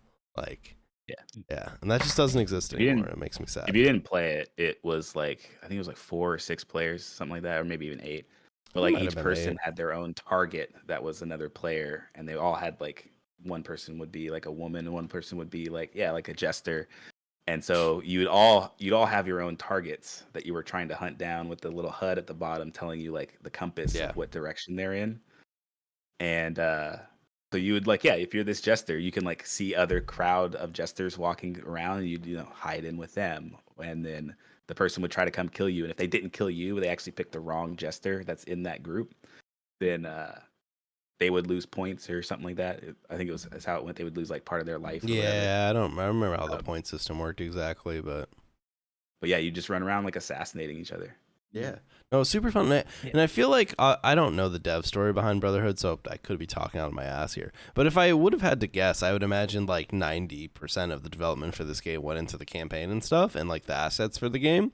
And they probably like kind of came up with a cool idea, and they're like, all right, we'll ship this as the multiplayer mode, and it just ended up being really fun. Yeah. Trying to think of other ones that are like tacked on that are really good. Space Marine had a pretty fun. Oh, Red Faction Guerrilla as multiplayer is really, really fun. I actually recently played that. There's a community that plays like on the Steam remastered version. They have like a modded client that you play, and unfortunately, it's like they do play nights every week or every 2 weeks. Besides those, the game is dead. But if you hop into like one of their play nights, it's actually still like really fun to hop back in and play. I gotta get in on that. But I also really miss those tacked-on multiplayers, and a lot of them were pretty good. They were fun, but I think you mentioned, Rash, like some of those multiplayers might have got criticized because they weren't very good. But I think about like Doom 2016 and even that game. I think people were criticizing that the multiplayer in that game, and that multiplayer was fun as shit. So I don't know what people are talking about. I think some people wish Doom 2016 didn't even have the multiplayer. But I will say though, the one big criticism I'd have of 2016 was that instead of doing DLC for the campaign, all the DLC for that game was multiplayer. It was like additional maps, additional modes, armors and stuff. And I feel like they incorrectly did their DLC. Like I think they should have just included the multiplayer as like a fun add-on, but the DLC probably should have been like story based because that's kind of what the core of that game was. But yeah, maybe. But I mean, how many DLCs packs did it get? 2 or 3 maybe.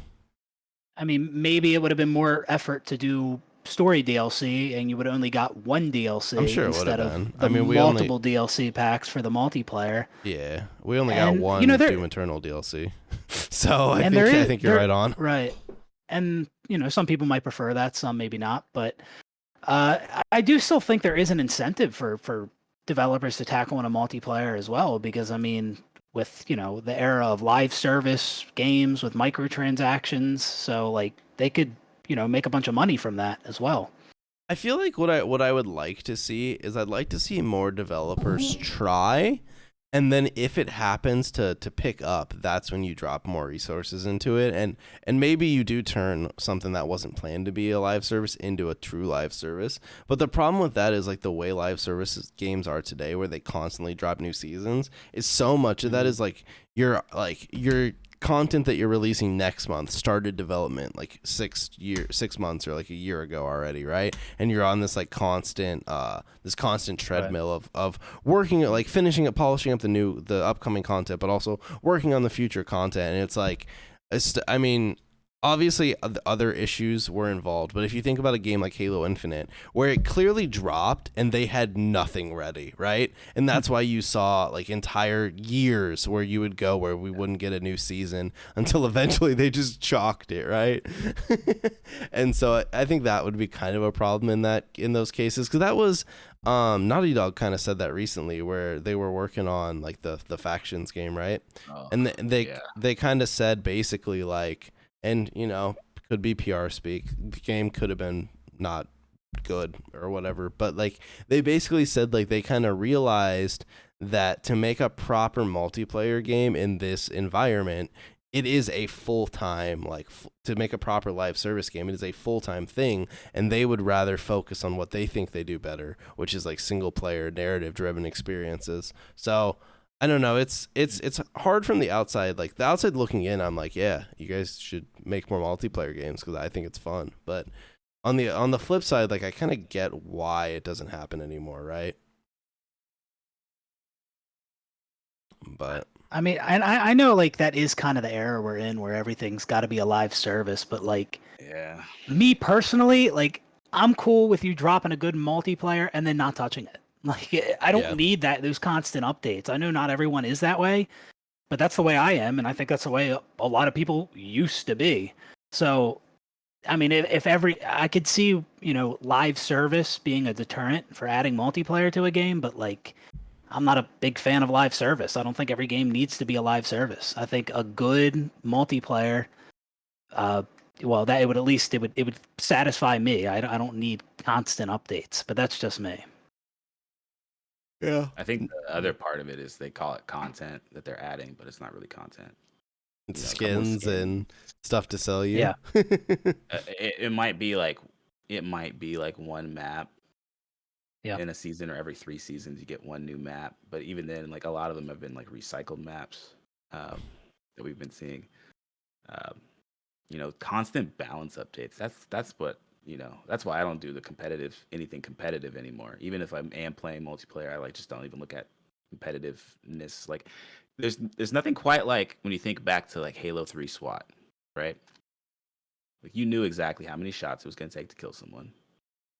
And if they were to do that again today, they would just patch it out, and they would like change all the amounts around, and you would have to keep up with every 2 weeks. Here's the patch and what you need to know. Yeah, back then something had to be like obscenely broken for someone to patch it. Because I remember like MW2 patched out like the dual models because they were just so broken. Yeah, so there was stuff like that occasionally. Oh yeah, those were insane. I don't know how those got past testing. But so there was stuff like that would get patched out of games back then. But yeah, it had to be basically game breaking or like get to the point where the entire lobby was using them. It was so bad. But yeah, I feel like a lot of the balance updates nowadays is just change for the sake of change. I mean, that's like just to mix up the meta, and I don't like that. I like the idea of getting everything in a good spot and then not touching it. Yeah, I don't know if you guys have followed much of like the Helldivers stuff post release. Yeah, but that community's been going through it because that is a PvE driven game, and the amount of like the community is really upset because they keep nerfing weapons. Like, they keep putting out fun stuff and then nerfing it. And like their reasoning behind it is they don't want things to be overbearing and they want people to have like a wide variety of stuff.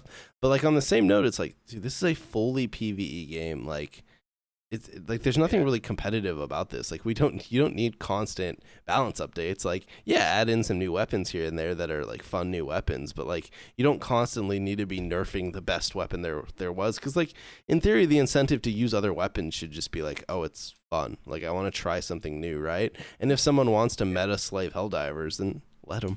Like, that's their enjoyment of the game, right? Like, unless it's like, oh, this weapon is so obscenely broken it makes the game too easy, right? But that's not really the case of what's happening in Helldivers. It's just like, oh, we've nerfed X rocket launcher, but hey, there's a new one. And it's like, I hate patches on PvE games. Yeah.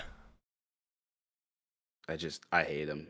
Like, they just don't belong. I mean, stop taking away the fun. Reminds even in like I can even remember it.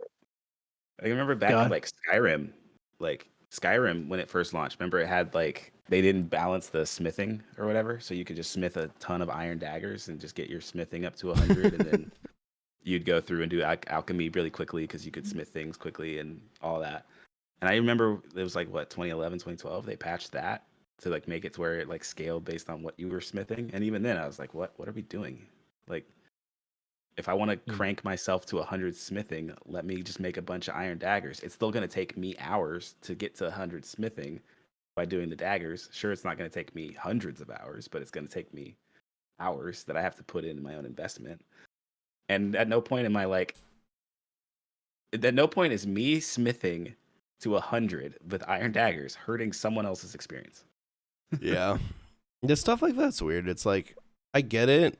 It can, in theory, ruin like the developer's vision of a single player game, but it's like, who cares? like you're saying, it's not ruining anyone else's game. Like, you're not affecting anyone else by doing that. And if you want to cheese your way to that, I mean, there's always, every single player game has some weird cheese strat, right? And like, if developers were to patch out every single cheese strat, it's like, I don't know. It gets. It's a weird rabbit hole, right? Because I know Elden Ring, when it dropped, weren't there builds that got nerfed because they were like too strong? So like bleed builds. So I don't know. It's an interesting debate. Elden Ring's got a tricky case because it's got the PvP. It does have like a really strong PvP. That's community. True. So anything that touches the single player also touches the PvP. So that one's a little bit harder, but I feel like because updates are so easy to push out now, and because you have to like make your game feel like it's still alive as a developer, support studio, whatever it is. So you constantly have to be doing change for the sake of change. But I feel like developers kind of lose sight of the fact that like a lot of what you love about games is the jank, or it's like the things that weren't designed into the game can be the things that people enjoy the most about it. and then they go and they start patching that kind of stuff out. Yeah. Yeah, I think it depends on like what the patch is. I mean, because there's definitely some patches for single player games that I would be in favor of. Like if there was a way to cheese like an entire fight that you could just skip by, like I would want them to fix that personally, because it's like, because then I would feel kind of silly. It would feel kind of silly to me to actually go through and do this whole fight when there might be this really easy strategy just to skip the whole thing. And so basically I'd be making the game harder for myself for, just because. But what I was going to say is, talking about this reminded me of when like 343, they patched out a lot of the fun like campaign tricks in Infinite and like the tank gun glitch and stuff like that back when that game came, like around when that game first launched.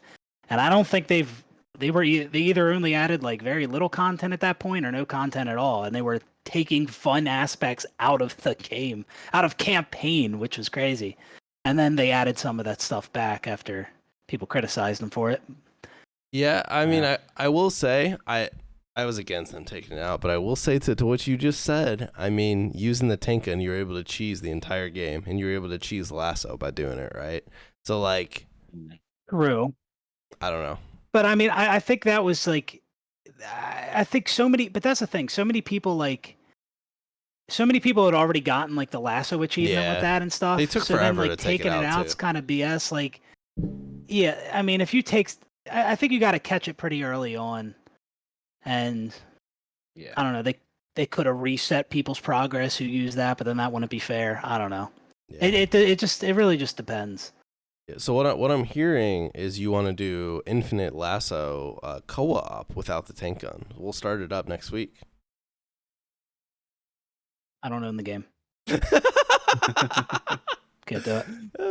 All right. Well, I think on that note, I think we can end it there. I appreciate you coming on, man. I'm excited to see the future videos. I'm excited to see the Gears 2 video whenever it rolls out. Yeah, I wasn't gonna mention that on the pod, so thanks for bringing that one up. My bad. You put a post out that mentioned it the other day. Didn't you? I did. Yeah. I did. All right. Typical A-Rash. No. There was a community post that like said he was working on it or something. Why don't you just dox him while you're at it? I think I'm many steps away from that. Man put it on his own channel. I'm just repeating the knowledge I read from the community post. Unbelievable. It's all right. No one will. Yeah, I am working on Gears 2 retrospective. Is gonna be that like nostalgia filled. Like if you played Gears 2 in 2008, 2009, 2010, like it's just gonna be nostalgia to that era, and not just focusing on the story and the campaign and the development like always, but going into like the multiplayer and like what it was actually like. So if the sneak peek on that is a lot of people don't remember, but smoke grenades, when the game first came out, when a smoke grenade went off next to you, it would knock you down for like 5 seconds. So people would just throw smoke grenades at each other and then run, and then you'd get knocked down, and then they'd run up with a shotgun and blast you. And it was the most tilting thing ever. I do not remember that in the slightest. Yeah. So I actually reached out to a bunch of people who have still been playing Gears of War 2 and have like 15,000 plus matches on Gears 2. You can still get matches. Have you been playing? You can't. Yeah. I have played a couple of them. I tried and got absolutely fucking shit stomped by the people still playing that game. They're a different breed. Gears multiplayer players, like Gears is like a weird enough of a game that I feel like it's a game that if you haven't actively been playing it and you try and play it against people that have been, you just get dominated. Whereas like I feel like I could hop back into COD 4 and like get some kills, right? But I hop back into Gears 2 or Gears 3 and I'll drop donuts. Like the game is so different than how other multiplayer shooters play. Yeah, I'm gonna watch a tips video before I hop back in the Gears multiplayer. Yeah, Gears 2 was when they added the wall canceling, so it's like the start of wall bouncing, and I didn't even know that because like I didn't play it enough back in the day to know that, and so I've been working with some people to like get some more of the facts of some things that I didn't even know, and so I can kind of document the entire scope of why Gears of War 2 is amazing. Gears 2 is still on like the MLG circuit, right? Is it? I think so. It's of that era. I just don't remember when Gears was taken off the MLG circuit. There was Gears games that were part of it. I just don't know if it was just one. No, because Gears 2 was at MLG Dallas, 2009, 2008. I wonder, like, back then, were people... Because I didn't watch Gears back then, or, like, I played at such a casual level, but I wonder, like, at those tournaments, were people, like, wall balancing, or had none of that tech been figured out yet? That's a good... I'm going to do some research on that. There you go. I hadn't thought of that one. Yeah. All right, man. Well, I appreciate you coming on. We'll kind of wrap up the pod. We'll be back in a couple weeks. Hopefully Jared's alive. We'll bring him back. I don't know who the guest will be, so if you have suggestions, throw it in the comments below, English. But yeah, other than that, appreciate everyone for watching. Ice, again, appreciate you for coming on, and goodbye, everyone. Yep, thanks for having me.